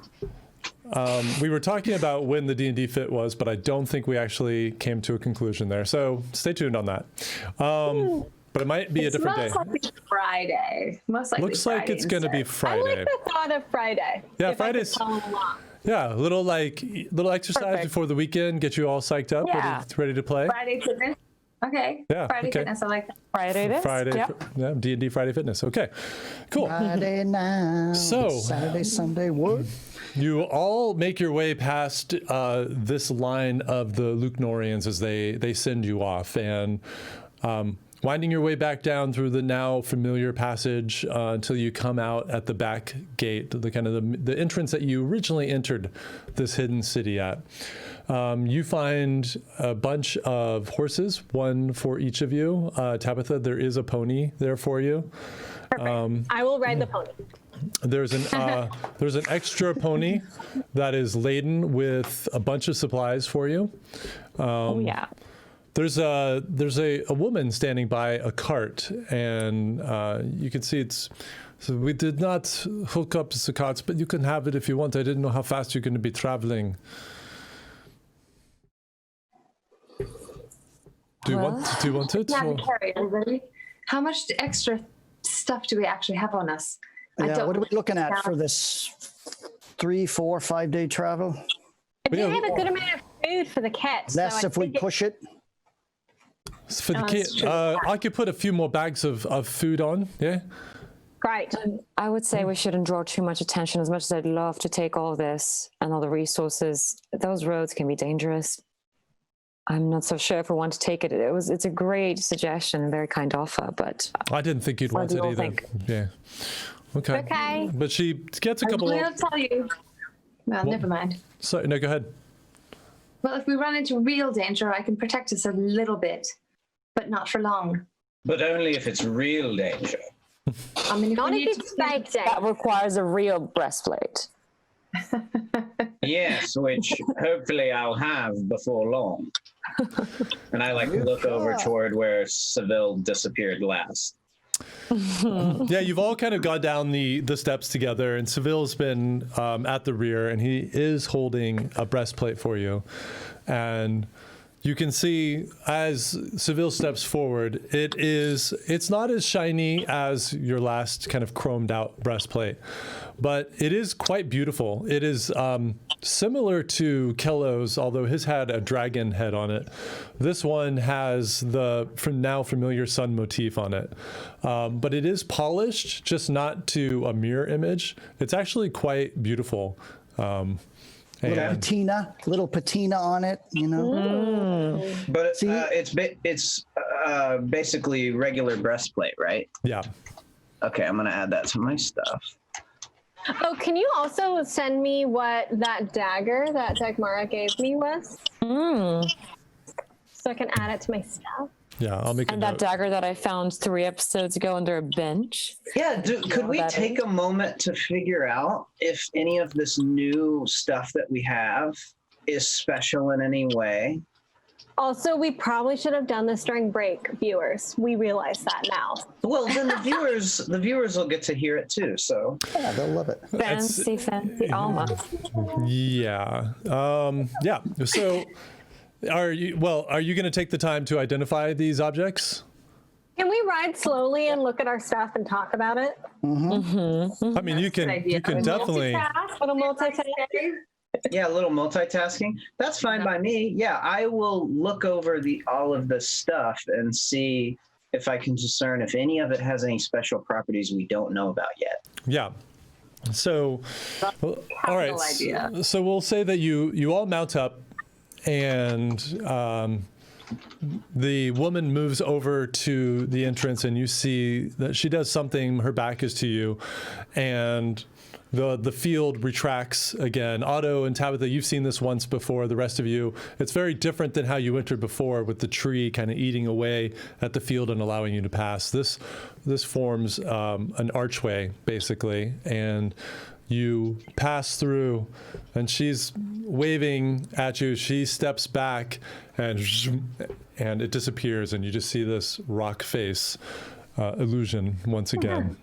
And you instantly feel the cold bites at you. It's not snowing today. There is nice sun coming out, but it's still really cold here, and an icy wind is passing through, and you kind of bundle up your furs and just Judd, I have a question about this. Is this cold for Snack? Because the swamps are typically warm. Yeah, you look over at Snack, and you do see that he's got really dense fur.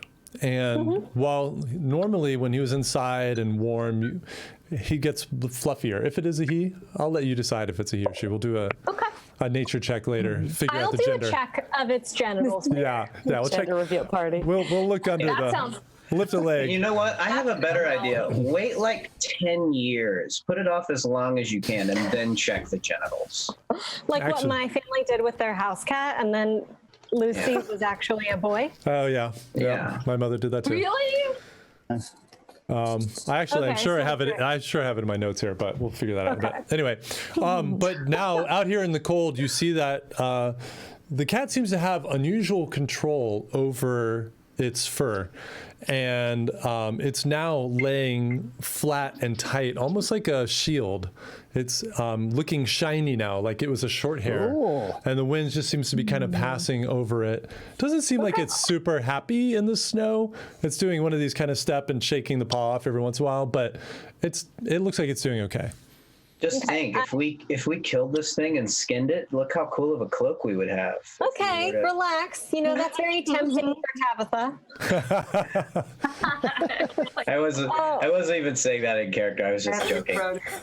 So Tabby just kind of ties the leash to very loosely to like the bottom of the like pony saddle or whatever I have on, and I show Snack that if he pulls, it will just untangle and go away. It's really just kind of so that he can stay close, but it doesn't hold him.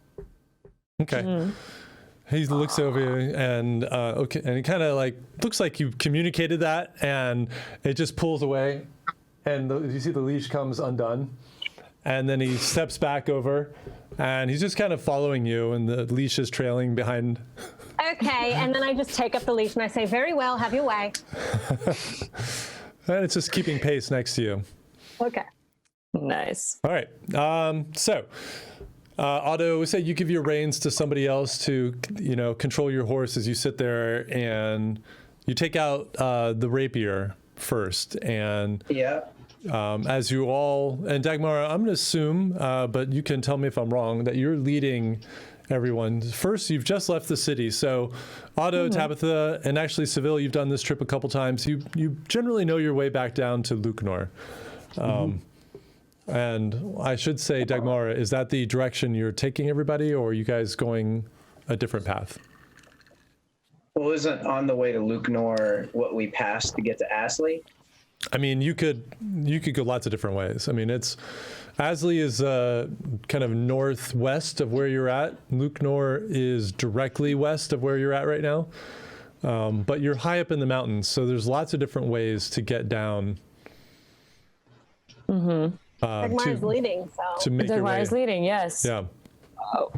Well, since I'm thinking that there's no reason for us to stop in Lucanor. We have supplies, unless we want to grab some extra leather and meat. I'm not so sure what else we would need. I think we're probably good. Good, unless Arisette wants to do a long rest. I don't know. Just to get a few in, Good. Just to get our total up a little bit, so it's not so low.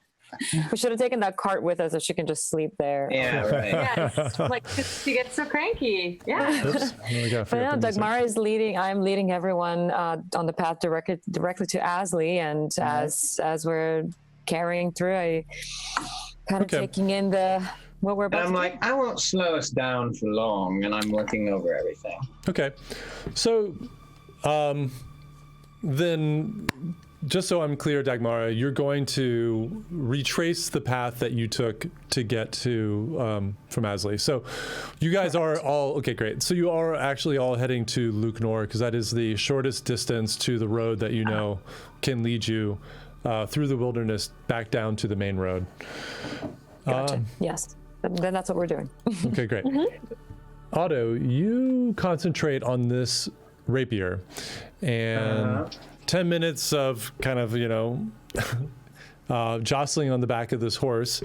You know the moment you held it that this had some magical properties. You could just tell looking at it, the age, and yet there's not a blemish on it. You pull the blade out and looking at it, you see there's not a nick on it. It's just perfectly maintained. But you concentrate and you see this is a +1 dagger. Or sorry, +1 rapier. Rapier, yeah. Yeah, so I hand it over to Seville and I say, it's a very fine blade. And I point out like some little runes maybe etched into the hilt or maybe along the base of the blade, and I say, you spend some time focusing on these, you'll tune yourself to it, my friend. And I look it over, for a minute, and I'm like, what blade are you fighting with, Otto? Do you have magic as well? Can you imbue your blades, or? Well, I have a bit of magic, as I think you've seen, but yes, I unsheath my rapier, and much like his exquisite breastplate that you destroyed earlier, it is certainly a case of style over substance. It is like a fine nobleman's sword. And hello, mad birds! Mad birds! Woohoo! Hello, our friends at Mad Birds. Great to see you tonight. Thanks for raiding us. Welcome, welcome. Welcome. I show you my rapier, and yes, it is indeed looks the part of a nice rapier, but your soldierly eye could probably tell it's not anything special. Otto, no hard feelings, man. We used to do this kind of stuff at the academy, and you're taking the mick out of me, so I figured I'd do the same. But I was genuine when I spotted that breastplate. I had my curiosities about it. So, gaming as usual. Thanks for the host. Something's happening. Magic, get it? Magic. So no hard feelings, yeah? Yes, of course, Seville. Don't be silly. All right. And whenever you do want to let me know about what's happening, I told you I was with you. I'm with you. Everything's fine. All right then. Everything. The lies. All right, man. Nice. Yeah. I'll let him. Yeah, I'll let him be. I'm not going to push him on that one. So thank you, Otto. I appreciate it. Yes, of course. And now, what else is there? And I move on identifying all the rest of our crap. Okay. So you have 2 daggers. You take one of them. This one has a kind of like almost like a pewter looking metal. It's like a tarnished sort of silver metal. This is pewter silver metal. My goodness. But it has 1 ruby close to where the handle and the blade meet.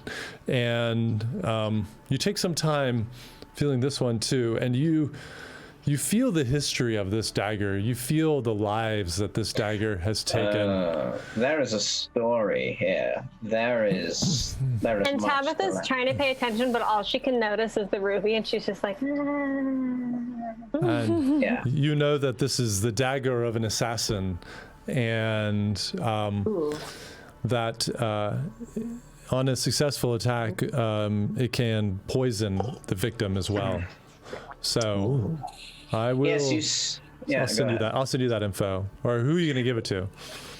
I will give it to Dagmara, and I will say, this sort of has. It's almost like it's a dragon's fang or something. You see, there's poison in this blade, ready to infect those who it stabs. Why, thank you. That's a very, very considerate of you. I appreciate it. Yes. Take it and look at it. Great. I just texted you. It will come in handy when defending you. Yes, me most of all. Never you forget who gave you that. Huh? And I keep my gaze on you just for a little longer. And I look away. Nice. And then I look at what the next thing does. All right, you have one more dagger, and So is he looking at all the stuff that was given to us? Because I was given a dagger. yeah. Right now, I thought it was just the stuff that Dagmara was handing out, so it was a rapier and two daggers. But I wrote down that she gave me a dagger. Yes, I did. Okay. yeah. So he would be looking at the one that was given to me. Yeah. So Tabitha, you hand over another dagger. I bet you'd like to know what this does, wouldn't you? Yes, obviously. Yes, well, just be a bit, nice to me and maybe I'll tell you. Okay, Otto, I think that your new breastplate looks better than the other one that had gems on it. You like it? You like the sun? How it It looks appears more like, like you're ready to fight. in a way, it speaks to the warmth and the vibrancy of the man wearing it. It's a rather fitting sigil. Yeah. I mean, certainly you'd agree if you want to know what this does. I agree. Yes, so well, much. It's great. Well, it's always nice to know that someone thinks so fondly of me. And I just kind of joke around and I figure out what it does. Yeah. So this dagger has a beautifully like inlaid wood handle on it, and it's really exquisite. You pull it out. This is exquisite. You're looking at the actual blade though, and you can see it's got some damage. It looks like it's been used. But you close your eyes and you start concentrating on it, and you spend the whole 10 minutes, but like 3 or 4 minutes in, you're like, I'm not getting any magical vibe. This feels like just a dagger. Could be worth something, but nothing magical about it. I say, other than the rather nice wooden hilt, I don't think you'll find anything particularly special to note here. Okay, great. I have the non-magical item here, and I take it back. I reach over my pony, which I have to reach up to grab it back, and then I kind of look at my own daggers, and I'm like, well, I don't want to be greedy. I already have the what's it called? My other dagger that's so tight. A blink dagger. Your blink dagger. Yeah, yes. Yeah, you're doing well. Already. I have a regular one, so I'm this is kind of an upgrade because it looks cool. I'll just have to sharpen up that blade. Yeah. And what about the instrument? I know that it looks finely made. Does it feel like it is enchanted in any way when I examine it? The new lyre of mine. I thought it was a lute, but it can be a lyre if you want. It's a lute. Well, whatever it is. I don't know. I thought you had said lyre. Oh, it is a lute. You're right. Okay, it is a lute. Pardon me. Yeah. No. Liar. I always get it so confused. I say liar too. Yeah. You say liar? Well, you were a liar because you said that, and it's a lute. Okay. Yeah, I set it up right. It's a looted loot. It wasn't a liar. You were. All right. I look at the lute and figure out if it seems to be anything out of the ordinary. Yeah, just like the last one, this is even more exquisitely made than that last dagger. You look at the phoenix inlay on the front. You've seen a lot of instrument in your time, and you haven't seen one that is just this beautifully made. Even back at home, even in the courts of the royals, this is something special. It's not magical, but it is something special indeed. And so, I just start plucking along as I idly ride on my horse and break it in for everybody. And Dagmara and I say, fine enough for your taste, Master Otto? I say, well, this is enough taste for anyone. It's truly extravagant, Dagmara. And too bad we're on Zoom. We wouldn't be able to hear you play actual guitar right now. But oh, come on. I missed that. Well, no, when we're back on set. Someday, my friend, someday. But as you're having this conversation, Tabitha, you see your cat just looks to the right and just takes off at full sprint. And disappearing through the trees. That was fun while it lasted. She's a little nervous, but she's hoping that it's out hunting. Return to the wild, it was probably best that you not keep it anyway. It just would have been gotten in the way. And, well, we could just carry on now without the risk. Thank goodness. And I understand that it can understand thought with its bondmate, which is me. So I'm sure that it gets that I'm saying, like, please come back when you're done. And hold on, let me see. I think, Tabitha, what's your passive perception? My perception is +5. I think you're 15 for your passive. It might even be 16 if it's 8 plus your proficiency bonus. I don't know what math you guys are doing, but it sounds... It's on your sheet, it's 15. So there's a couple of you that you hear the sound in the distance that the cat ran. It's you hear this like you hear this kind of like growling cat sound and this hissing, and then everything goes quiet. La la la, I hope that's okay. I've never had a cat before. Well, maybe we have a new hunter in the group. I mean, it would be nice if it got us some food. Yeah, well, we best not dally. And you make your way. It's not long before you pass the collection of bodies that you passed before, and you see Tabitha. You look to the right, and you see coming out of the woods, Snack is there, and it's got this blood dripping maw, and it looks like a python or some kind of massive white ice snake trailing off its side. Not an ice snake. As it's kind of running, and it's trailing this like dead My nightmare. snake behind it. Snake. Yeah. Great kill, Snake. Nice job. And it's just kind of walking next to you, and you hear bones snapping, and it's just kind of like trying to tug it and eat it and walk at the same time. You could just preserve a bit of the scales.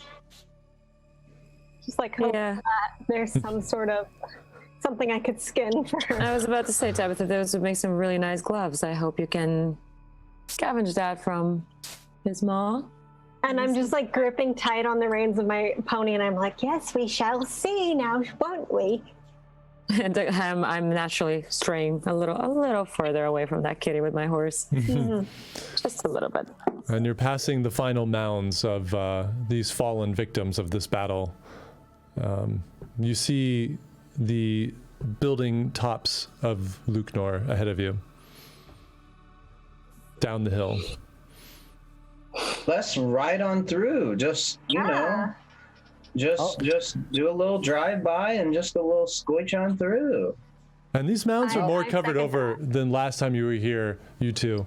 There's been more snow. And I kind of like share a glance with Otto, but like I like kind of point my head towards Dagmara, who seems to be like pretty contently riding, and I'm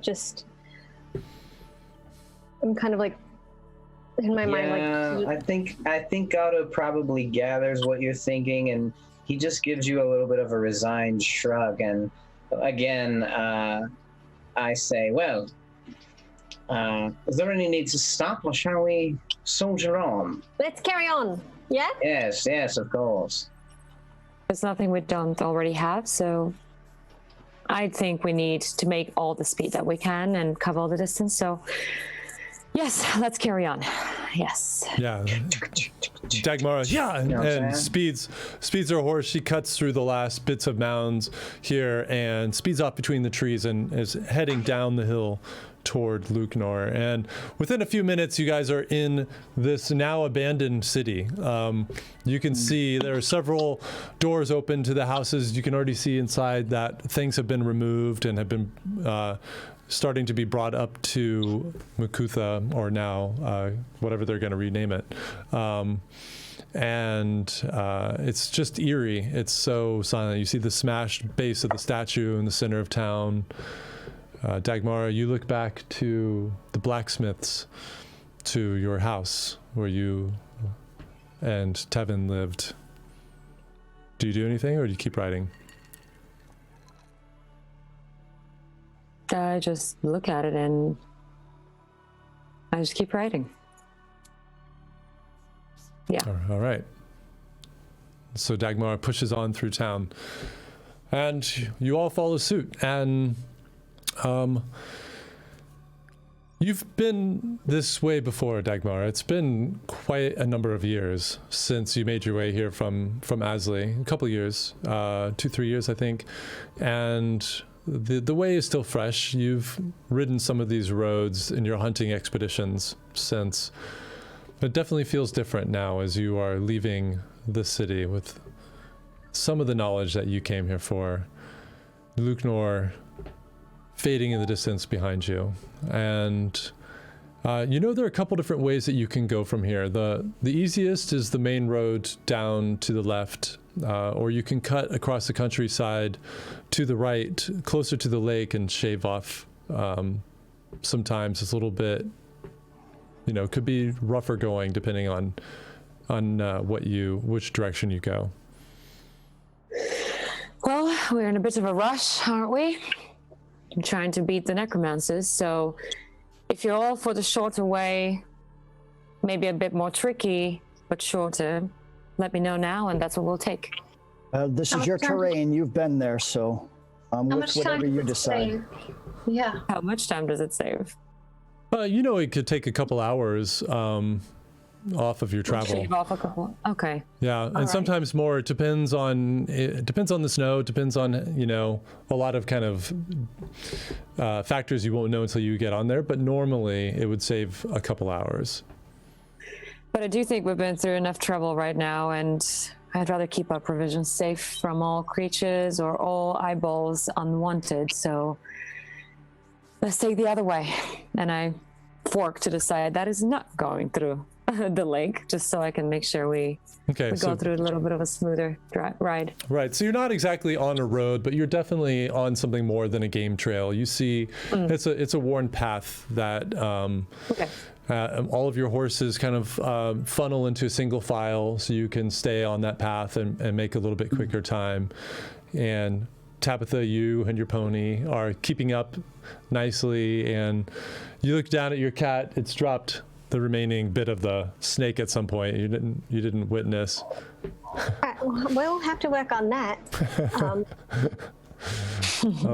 All right, and so you guys make your way for some time, and you're passing. Just so you kind of get an idea, you're very high altitude up in these mountains. So the majority of what you're doing right now is just heading down the mountain, down to what you see, this massive kind of expanse of this valley that reaches down below, that disappears into just a mist of the atmosphere. Go ahead, Seville. You want to say something? So when it's safe, I want to contact Larar and ignite my psychic tattoo. Okay. Dagmar, give me a survival check. Okay. And by the way, as I'm checking this, as we pass by a certain area, I just look to it and I kind of chuckle to myself a little bit. And I don't know who's close to me or near me or behind me, I suppose. I just kind of turn, and just with a bit of joy, I'm like, this is where Tevin got caught in one of his traps once. It was a funny day. Taught me a lot about traps. Okay, I have 12 plus 4, 16. Yeah, so there's a couple spots in the trail where the new snow that has fallen have basically erased the trail. And you manage to remember the way well enough. You find the path again, and this happens a couple times, but you manage to stick to it. Seville, you feel the connection again with your tattoo the moment you leave the barrier of Makutha. So you can definitely activate it whenever you want.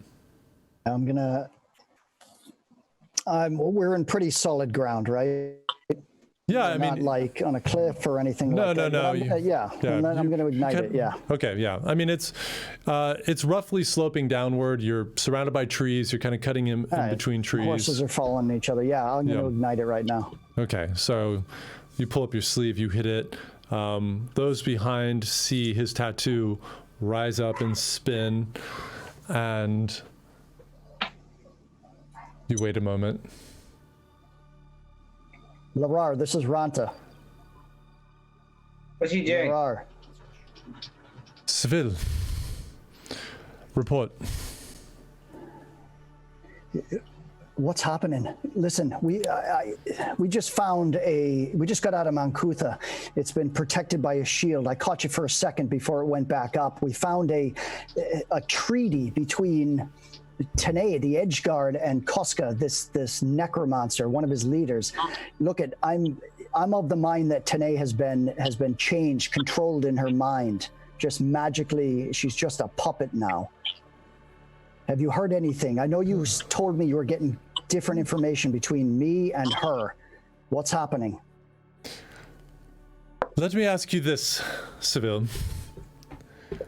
What did you find at that city?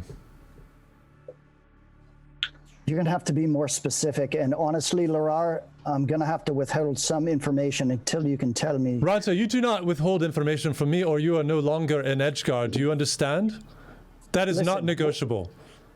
Listen, I don't even know. This could be you. This could not be. I just saw a treaty with the Edgeguard working with the necromancers, and this agent Tanae that went up there by herself lost contact, and she said she was feeding you information. So the best I'll do right now is you tell me what she was saying, and I'll confirm or deny it. I have to be careful here because the Edgeguard may have been compromised. I know you'll see the value in that. Ranta, this tattoo connects only to my mind. Do you understand that? I thought you were trained at least to that level to understand the way that our technology works. Now, I understand it. If you understand it, then you will not listen to me, Ranta, right now, because I'm not playing games with you. None of what we are doing is playing games. Do you understand? Oh, I understand. All right. I'm in the middle. Then I'm going to ask you again. You tell me what you found there. You do not question me again, or you are out of the Edgeguard. Is that clear? Blood. Experiments. Experiments on humans. Flesh being ripped apart. Spell components. They're doing something nasty. Necromancers everywhere. They fled through a teleportation circle. I don't know where they went. There's just so we know, we're just watching him having stopped, and he's just like in his mind. We don't know. I think you're still writing. I'm saying this out loud because I wanted to have them all around me. Yeah. I was just wondering if we could hear what you and or the Larar are saying. You can hear his side. Yeah. You can't hear only because he's on speaker. Yeah. Right. Okay. Just good to know. Speaker. Yeah. Just good to know. And are you still writing, or have you stopped? I mean, I think you could have this conversation. Yeah. Why would we stop? No, you We'll wouldn't. just continue. They just hear me start talking to Larar and kind of get that I've never spoken out loud before when I spoke to her. So Right. I'm sure they're getting, so look, the necromancer, What they're are on the move. what are their plans? I have no idea. We don't know what they're after. They're going to sites. They're trying to bring back Fornuge.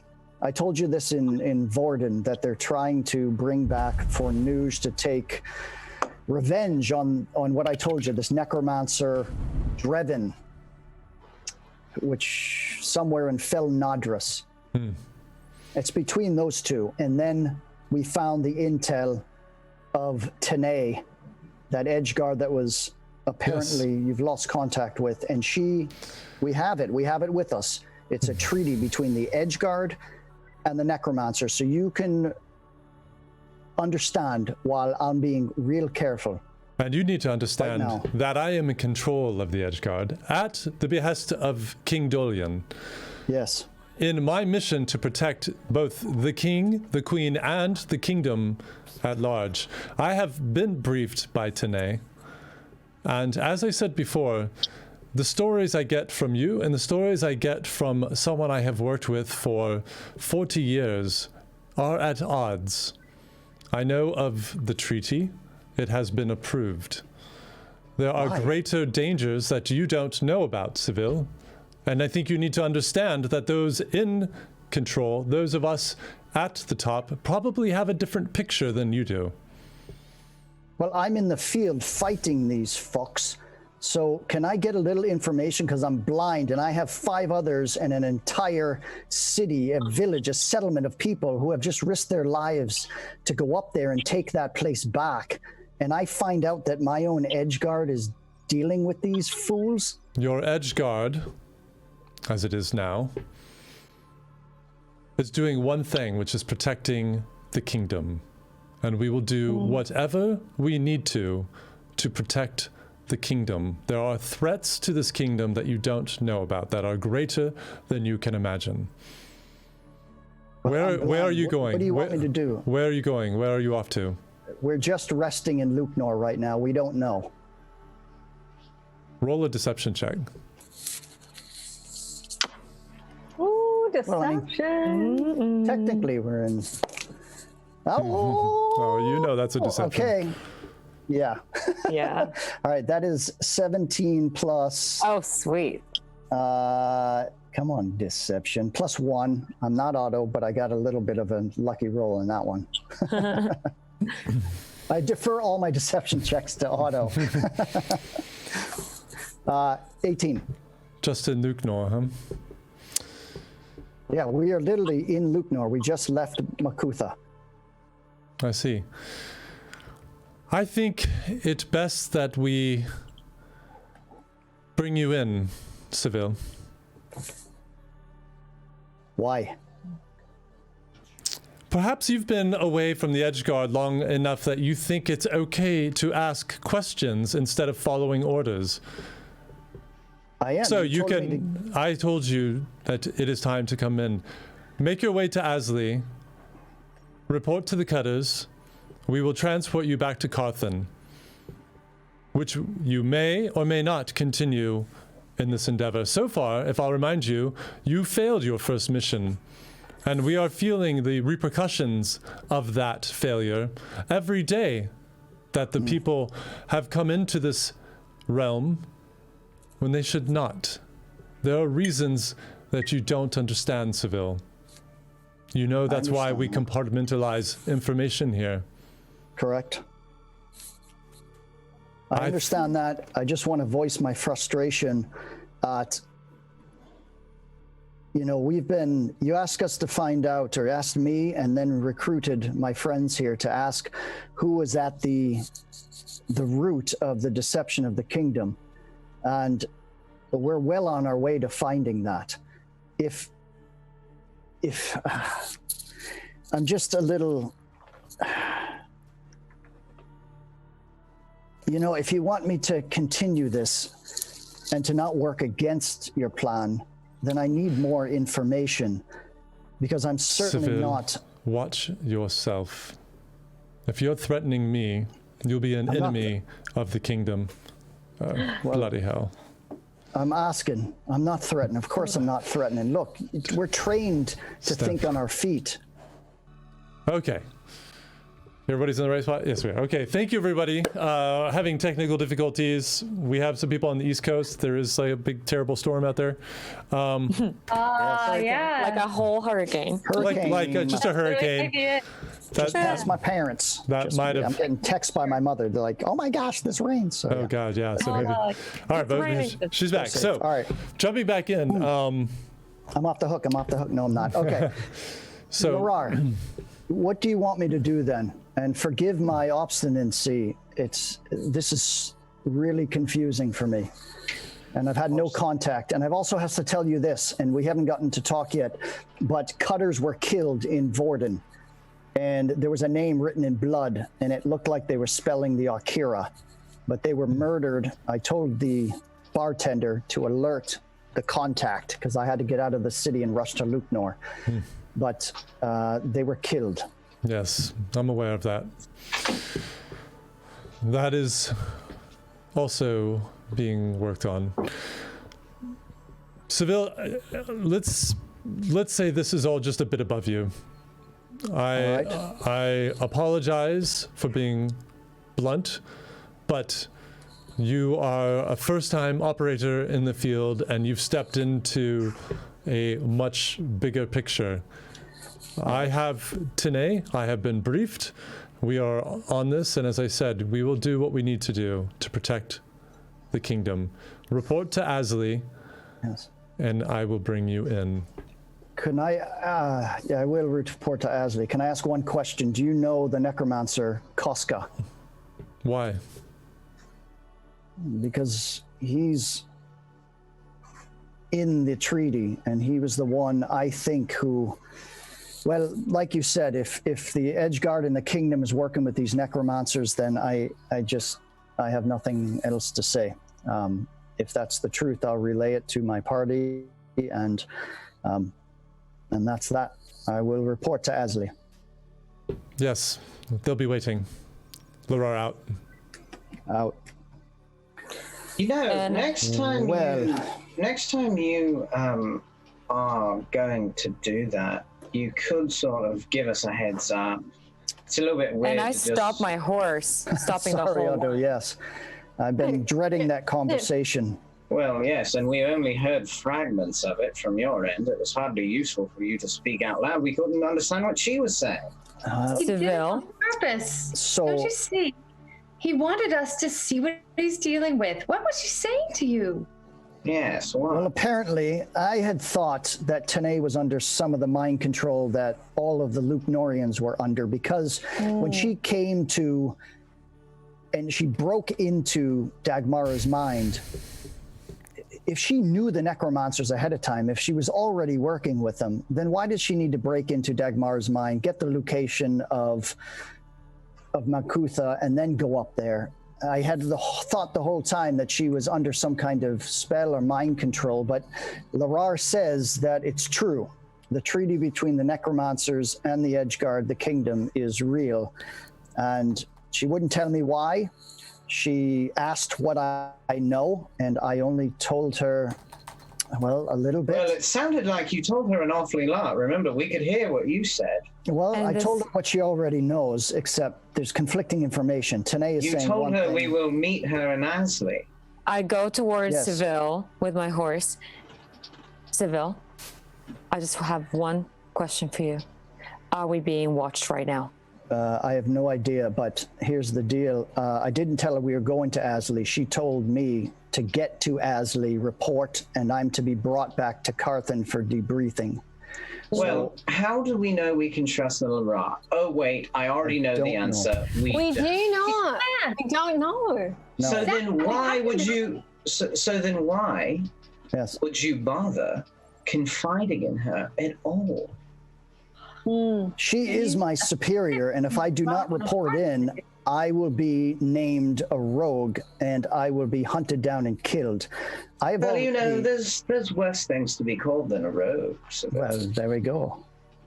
Seville, Yes. Seville, how do you know what she's getting from Tanae is accurate? What if Tanae is a counter spy or feeding ill information? I would think Trusting that's Tanae instead of you. exactly. Then Abby we're walking into a and- trap for you and Asley. If we get to Asley and there's Yeah. a trap, then I don't know how much my father could help. We have to divert their attention. Seville, I'm are you either gonna prepared go to be in- rogue? I will stay on the outside or not go in with you. I don't know what my play is right now, but they obviously look. I told you about that archmage Dreven. We have those notes. Oh, yeah. We have those notes from Shateril, and they were bringing up money from Asley and the Dwarven kingdoms. I'll refer to the note. I'll get yes, it out if I can. well, then let us be mindful of this, and let us be aware of two very important things. Yes. One is we should try and stay one step ahead of the Edgeguard. I know that is where all your loyalty would ordinarily lie, Seville, but we cannot trust them, none of them. So we need to make sure that we aren't, as you say, walking into any traps. We must be especially alert. And secondly, I venture to say that we should meet with the leadership in Asley and investigate this exchanging of funds and figure out if they can be an ally or a foe. Well, it's true. And I Fine think idea. And because, Seville, yes. your mission while we're there would be to throw as many wrenches and as much deception. I'm so sorry to say this, but you have to make sure they don't know we're there when we are. My friend, even if you have to stay outside the city, we cannot risk being found there. So we have to find a way that you can convince them we are not there. I don't want any more destruction brought. I don't think it's How about about that. something better than There's- that? How about we make ourselves invisible?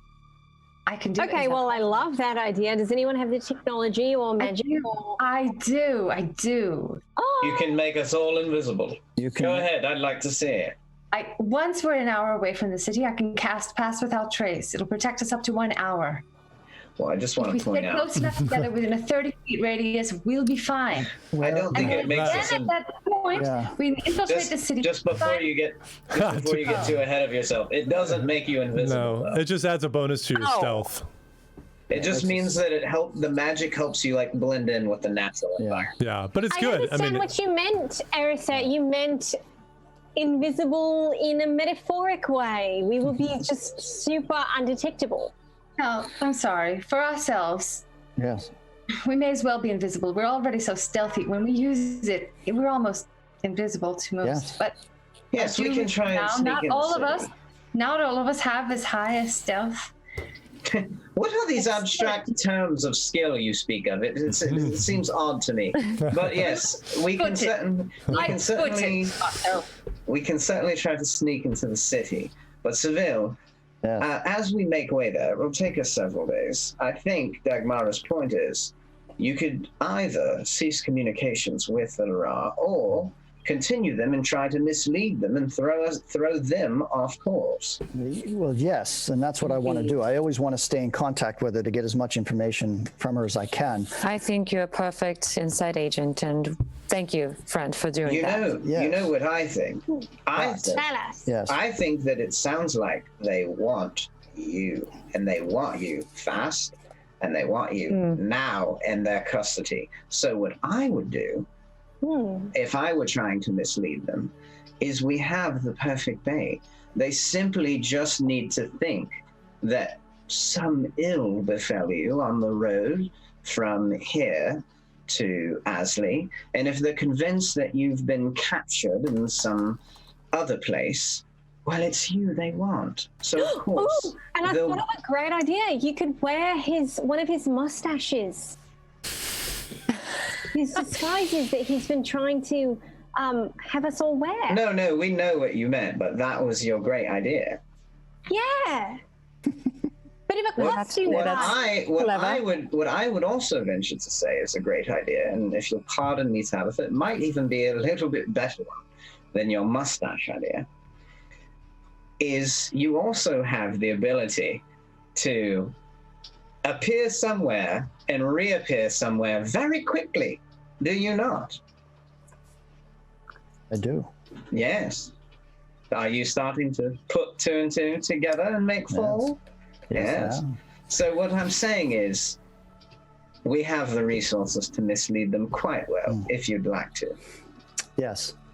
Very well then, let's carry on. Let's carry on. the horse. And here's the one thing where I'm starting to see their point is these necromancers want revenge against Drevin, who ripped this continent from the land in the departing, as you've heard already, and they want revenge on him. So is Drevin, who has put Anacrity in this position in the first place, is that the target they are going after, and they need something as powerful as a god for Nuge to go after him? Now I'm trying to get into their minds, because as an Edgeguard, they think in layers, and they don't always go with protecting a small group. They want to protect the bigger picture, the larger group, the people. So Larar has been a great leader, the Edgeguard. They're just thinking in a bigger scale than I have the information from. Right. for. Or she's evil and she's a trick. Me. She could Is be. that what you feel? And that would mean she's been turned, and the king and queen have been turned. And if the king and queen have been turned, then that's like the father and mother turning their backs on us. Well, Again, as they say, so- Seville, keep your friends close and your enemies right. closer. That's exactly right, which is why I want to get to these sites and get whatever they have out of there, and so we can have the power in this situation. But like you said, if there are powerful people in league with the necromancers, then it's best that we start securing alliances. And I think Asley will hopefully be the first in a long line of them, following our allies back in Makutha. Indeed. Let me get this straight. Let's ride. You're saying we ally ourselves with these blood experimenting, torture chamber creating necromancers. Because No, that is not what we're that's saying. what I think Larar may be alluding to, because they've already signed the treaty, which means what foe is greater than Fanuj and the necromancers, that they need the necromancers and Fanuj. That's all I have, because I have no idea why they signed that treaty. I'm saying you say that Larar is allying with the necromancers potentially in purpose of some greater good. Maybe. And you're telling me that supposedly, where does that leave us as the best possible scenario of this? I have no idea. We're in the middle. I have no idea. Realistically, I'll tell you, none of these are good alternatives. Realistically I don't think you should be working with Larar. I don't think you should be working with the necromancers. I don't think you should be working with Fanuj or anything. I think we all agree on that. We agree on that. Realistically speaking, yes. Who are our allies right now? If we have to think about it, Kello back in Makutha. We know some potentially Sval. Your daddy, of course. Yes, well, we're going to see. Also, we have some allies back in Ariq. Yes. Of course, our former party member is. Not that he was very bright, and also the Shardspire. Yes, Willard. Abernath. And Abernath, the elder. You're hearing a lot about this now. No, and Azora. She's on a different plane, or maybe gone forever. We don't know, but she could be an ally. Yes, I think she's gone forever. Best you just move on emotionally. And whoever this golden tree corresponds to, let's not forget. Shateril. Oh, yes, her. Shateril. So yes, my point is we have shown that we can separate the wheat from the chaff and build alliances where they lay. We will go to Asley and see if our alliance grows further. So there you are, Arisette. There is a silver lining. So chin up, darling. I agree with that, but Seville, I think you're far too loyal to the Edgeguard at this point. Oh yes, so I'd do I. like you to see the forest for the trees. None of these are good options. And there just may be a need for leadership that goes well beyond the established alternatives. Because what I see right now is a dirty zero sum, where the end supposedly justifies the means, and that's never true. Then again, Seville, I understand what you're doing, and you are walking on the blade of a knife. I respect that. That must be very hard, because you are a double agent, so to speak. So I think it might be safer if Seville does act as a double agent, because the more Raiders! Elephane, hello. Welcome, Raiders. and thank you for the raid again. Good to see you. Yes. I have to say, I'm in agreement with Degmara. I think that, Seville, you know what you're doing, and I trust whatever choice you make, but please do not put us in harm's way. That's my next choice. And listen, I will not do that. And even if I have to divert them by handing myself in or something, you will have all of the maps, all of the tools, and we'll try to do something like that. Well, and you have many days travel to think on this. Oh yes, we don't have to do it yet, but they don't trust me because I didn't sink that boat we were all on. They don't trust me because I didn't sink and kill. Yes, you didn't toe the party line. You didn't play politics with them. But you know what? That's what I like about you, Seville. You're a renegade. You're a hero. Even when the Edgeguard want you to be something else. And I take out a little book and I'm scribbling down in it, and I'm like, it's just so poignant. try it on a new lute, maybe. Might sound better. Oh, yeah. I never know if Otto's complimenting me or putting me down, but it's a little bit of both. It's a little bit of both. If you listen carefully, there's always just a wee bit of both.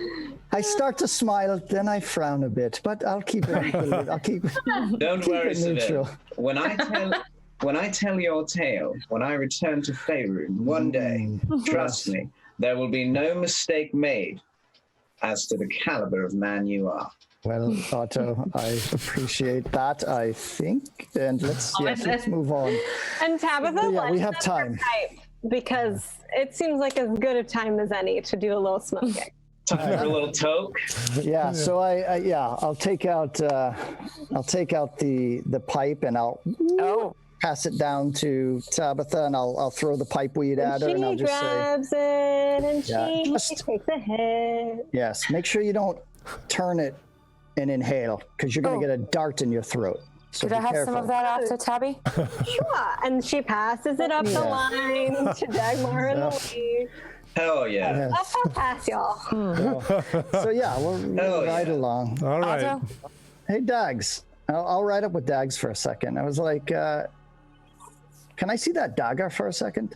You can check out this rapier for a sec. Sure. I'll show me mine You're if trading? you show you yours kind of thing. I'm just thinking, I've got a pretty nice rapier I bought in Varden. Black steel, it's nice, and, well, I don't as of yet fight with two rapiers, but I do fight dagger and rapier. And do you use a rapier? Oh, not really. Unless I... Well, I do. worth a try. And I turn around and yes. But I'm always happy to be trained. So the answer is yes. All right, I'll train you. I'll train you one. And I smile and wink at Otto, and I throw him the rapier, the magical rapier. Oh, okay. I catch it in the air, and I say, "For me, That's for truly." you. Truly. Fight well with it, my brother. I want to see you use that. I've seen you use your magic. I want to see these. I want to see how well you're trained. Let's fight together. Romance You is want to see easy. what I can do? When we stop for camp, young man, I would like to cross steel with you, sir. I would love to train with you, man. That's what I'm talking about. But keep it. Keep it, my friend. Keep it. You are too kind, Seville. Too kind. And I sheathe the rapier. Plus for the one first rapier. time. Yeah. And Dagmar, sorry, go ahead, Tabitha. No, you go ahead. Well, I was going to say, I imagine that I'm hanging back with Arisette, because I know Arisette wants to be close to Snack as possible.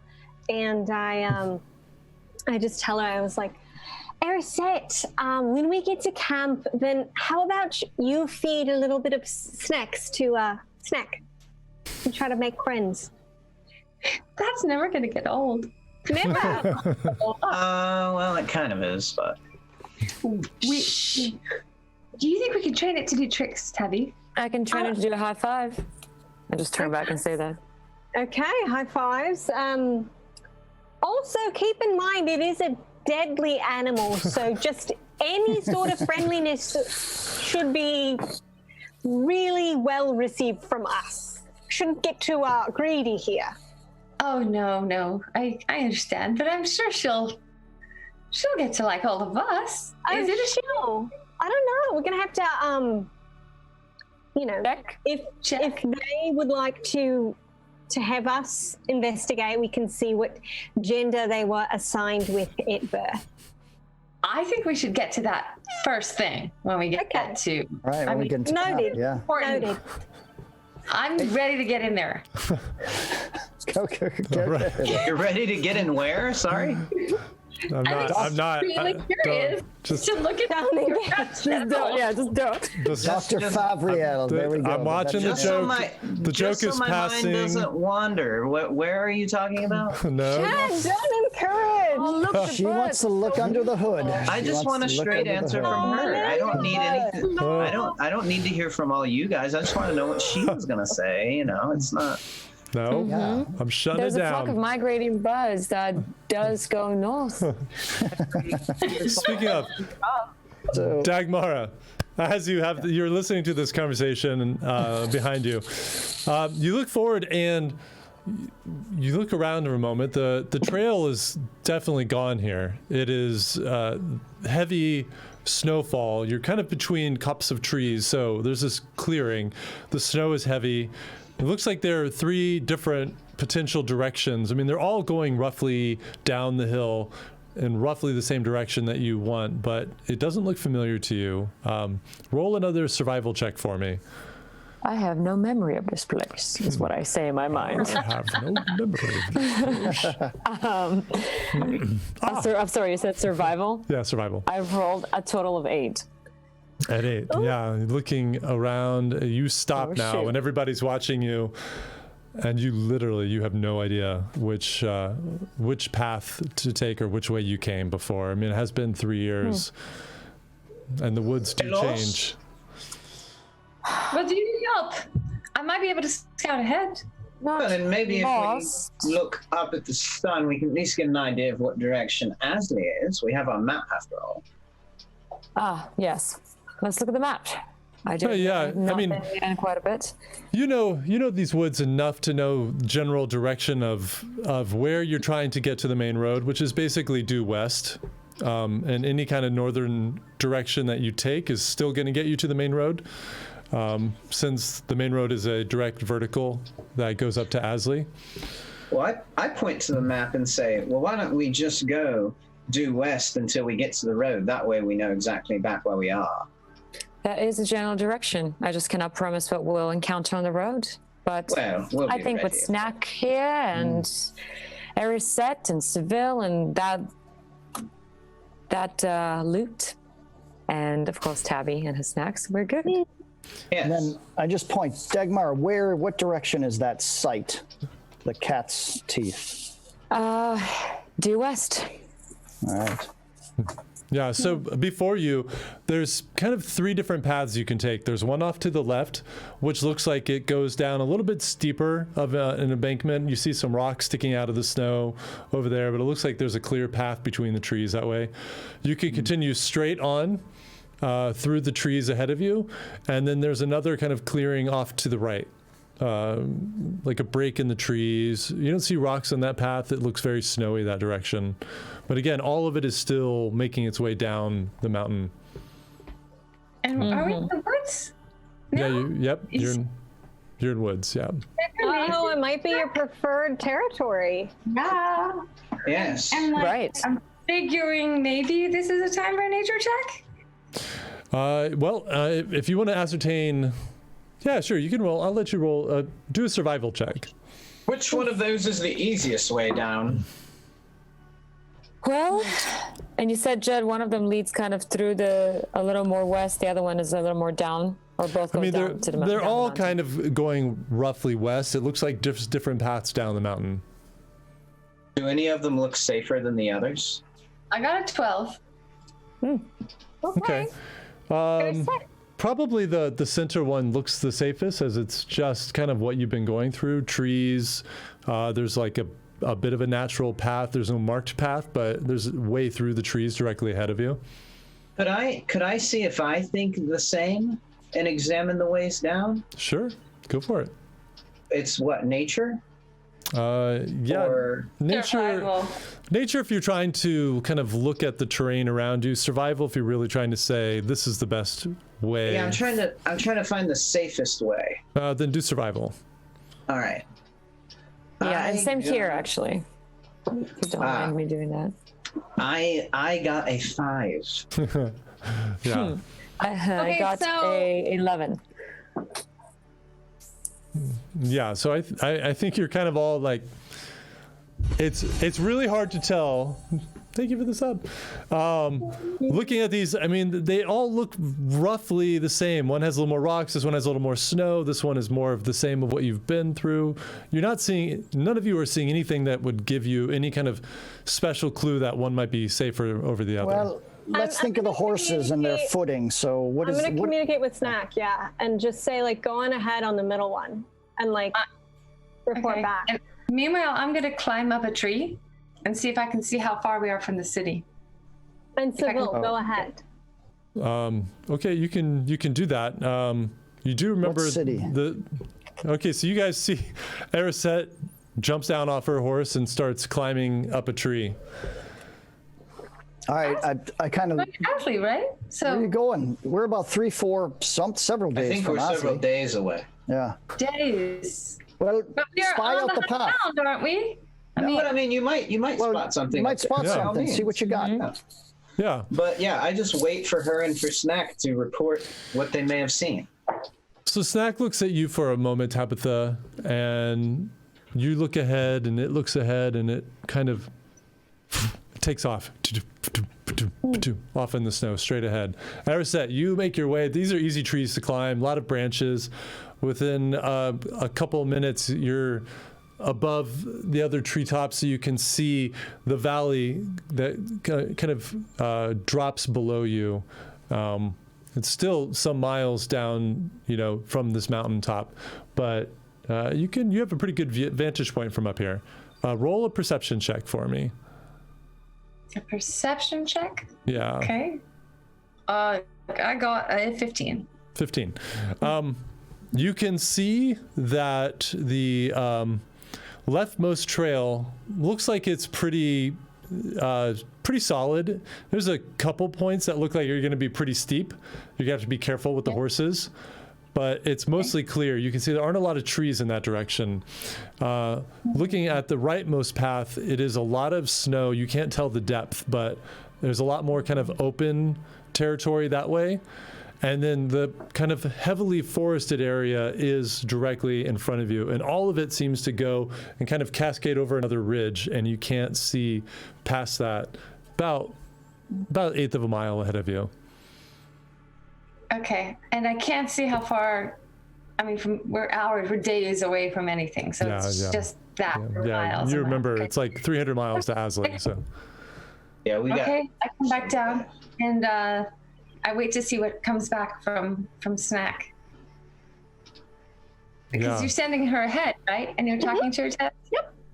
So I come down and I say, I've got a few things, but let's put that together with what Snack finds out. Sure. Okay. And Tabby, roll a perception check for Snack.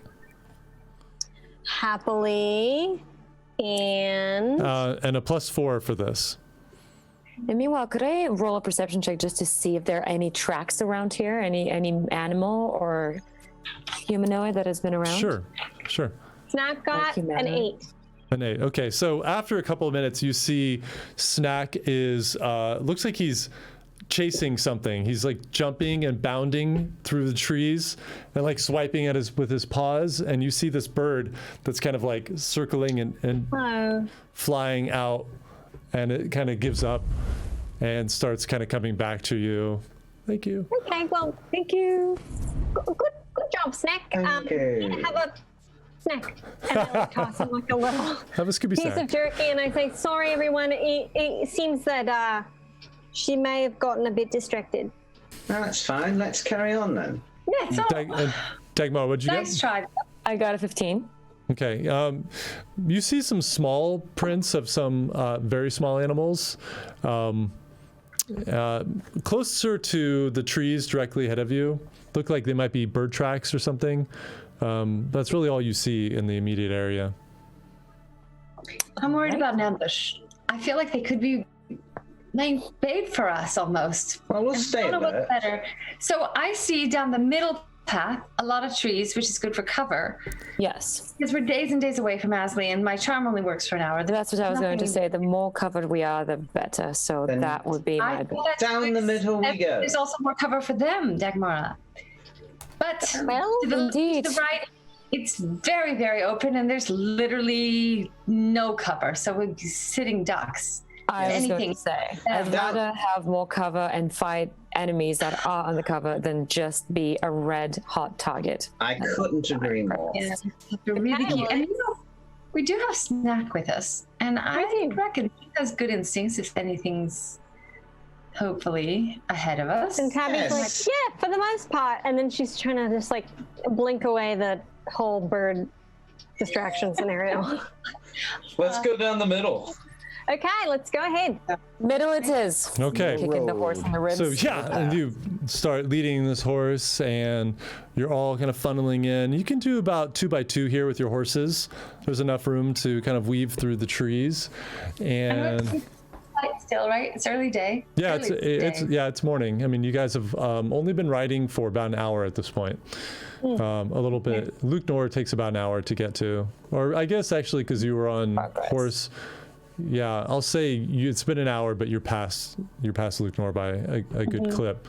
I think, yeah, we just Carry on. And so you weave through these trees, and it does start to get pretty steep here. And after about an eighth of a mile, the ground slopes downward, and your horses don't seem to have much of a problem. There are a few spots where they start to like slip on the ice, and they kind of we could kind of switch back it, right? Like yeah, I mean, zigzag a little bit. And the horses, they know what they're doing. So I mean, it's just like an occasional slip on the ice underneath the snow, and they'll jump to another section and kind of cut. And You got this. I'm encouraging my horse. And you see that it looks like it's going to continue. There are these little plateaus, and then it goes down again. And you just you do this for probably like a good 30 minutes. And looks like you took the right path. It's pretty easy to traverse, and because of the steepness, you're actually making good time making your way down. And you're about maybe a little past halfway of making it down to the very bottom of where it kind of starts to really flatten out and spread out to the valley below. And Dagmara, you in the lead, your horse comes sliding a bit to another one of these plateaus and steps on it, and your horse just plummets through the snow. And you guys see horse just starts to fall, and it's like it was snow, like a snow cap on this hole that you fall in. Your horse manages to actually give me an animal handling check. Let's see if you can keep this horse from falling straight down. Righty. Woo. And I got 12 plus 1, 13. Okay. So it's pretty rough, actually. I mean, you're like half falling. The horse manages to kind of do a push off the wall as it's like this mini avalanche here. As all this snow starts piling and falling into this hole, and you're kind of half sliding, and every once in a while you can get a footing and tries to jump, but you slide down about 20 or so feet as the area behind you starts to give way. Those who are right behind you, and I forgot to get the marching order, but I'm going to think that Seville, you're probably second. Your horse starts to go down as well. And as I'm sliding down, I'm like, stay back, stay back. I'm trying to warn them as much as I can. All right. Bring my horse to a halt. Yeah. I'd say that the first three of you can't escape this collapse of the ground here, but the other ones can. So I'm in the back. Okay, yeah, that's right. So Otto, you're down as well. Arisette and Tabitha were at the back. So as you cascade down this, looks like a tunnel, a tube that was frozen over at the top, and your horse slides to a stop and kind of gets up. You fall off your horse as it rights itself and it's unhappy, and you're trying to get up and get your bearings and hold on to your horse, and you just hear you hear this skittering around you, and you look over, and this tunnel opens up into a larger cave, and you see these only bug-like creatures, but they're very large, like a foot and a half to 2 feet, and they're climbing up the sides of the cavern, and there are several of them, and they look at you like, and then they pull back into the darkness. They pull back, you say? They pull back into the darkness of these tunnels. Do I recognize one of them as what I saw in the cages up with Snack? No. Yeah, where Snack was found? Do I recognize them as ice spiders? No. We saw before? They look more... So something else. They look more like the bodies of crabs. So more crab-like than spider-like. The legs are fatter and shorter, and they're just clinging to the rocks as they scuttled off into the darkness. Yeah, I just like curse under my breath and like shake some of the snow off of me, and I mount up on my horse and just say, We want to keep an eye out for more of these mounds, whatever they are. How deep did we fall? Indeed.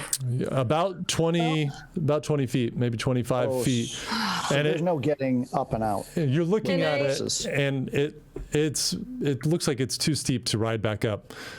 I like go over to Arisette, who's not fallen in, and I say, Arisette, do you have any elven rope we could toss down to them? I could try. I just don't know if it's enough to get the horses back, and we really need those. I'll just yell up, we're all right. We're all right. Well, it's all snow, right? Right? Yeah. So It's all snow and ice, you've right? fallen down into what looks like a tunnel, like a. But what is the outside of the tunnel? Is it snow and ice, or is it like a metal or something? No, it's like rock mostly. You see that as it goes up closer to the top, it looked like it was impacted ice and snow that gave way under Dagmara's horse. But this looks like a stone tunnel that looks,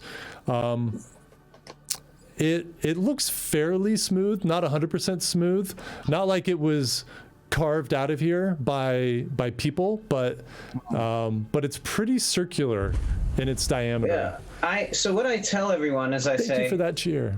Thank you. it's all right. Yes, thank you guys. It's all right. No one panic. It's a rather simple solution, really. And you hear the sound again. You hear the skittering, and you look back, and you see them coming just to the edge. Otto, you see them just coming to the edge of light. Seville and hand crossbow. Dagmara, you see through the kind of visible light here into the darkness, and you see there are more of them, and something down this tunnel, something bigger is coming, and they're all just skittering around and waiting, and they kind of fall back a little bit, and then you see this huge, looks like a massive insect creature that comes out, and it has almost like praying mantis pincher arms, huge shell back, and all these little creatures are scurrying around it, and it's makes this sound, and you two up there look down, you see them all backing up, and No, this is dreadful. that's where we're gonna leave it tonight. We will roll initiative next time. Cool. Yeah. Wow. We're gonna have a whole week to think about this. Yeah. Wait till you see the minis for these. They are Horizon. I can't wait to see him. they My are nightmares wicked cool. Thankful. Are they white? Are they what? Whitish? Are these like creatures in the I don't snow? know. You haven't seen them. You haven't seen them. And they couldn't see because they were in the darkness, even the dark vision with the grayscale. But they looked very interesting, which you'll see next time, what color they are and all that. So a big thank you to our new followers, to our new subscribers, and to those cheering us in what we're doing here at the Role Players. We love you all. Really appreciate it. Couple quick reminders that we are doing that like super fast giveaway on YouTube. If you're not subscribed to us on YouTube, head over there, hit that button. You'll be able to, if you win, and if you're already subscribed, you're already entered to win a new D&D book. And I'm pushing the Rime of the Frost Maiden because I can't wait to see that. But if you need Monster Manual, you need the Player's Handbook, you need the DM's Guide, let us know. Best of luck. Once we hit 100, we'll pull one of the subscribers and we'll contact you to send off the book.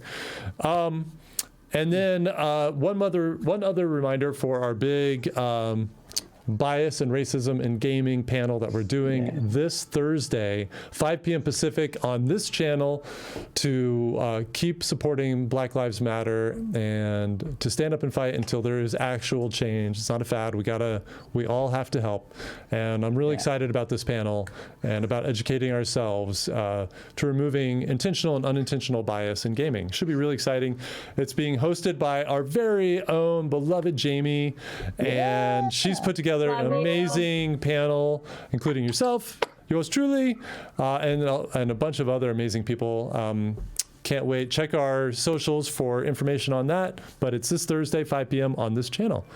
Other than that, you all, that was a fun session. There was some great role playing. I loved it. Yeah, well done, everybody. And you're, Let's not beat ourselves up too much about picking the wrong path. I'm pretty sure all three were booby trapped anyway. Yep. So I had a feeling it was like, pick the poison.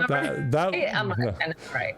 I wouldn't do that to you, but I will say, as Seville's tried to tell you, Anacroli is a dangerous place. So we'll see what happens. Well, of course.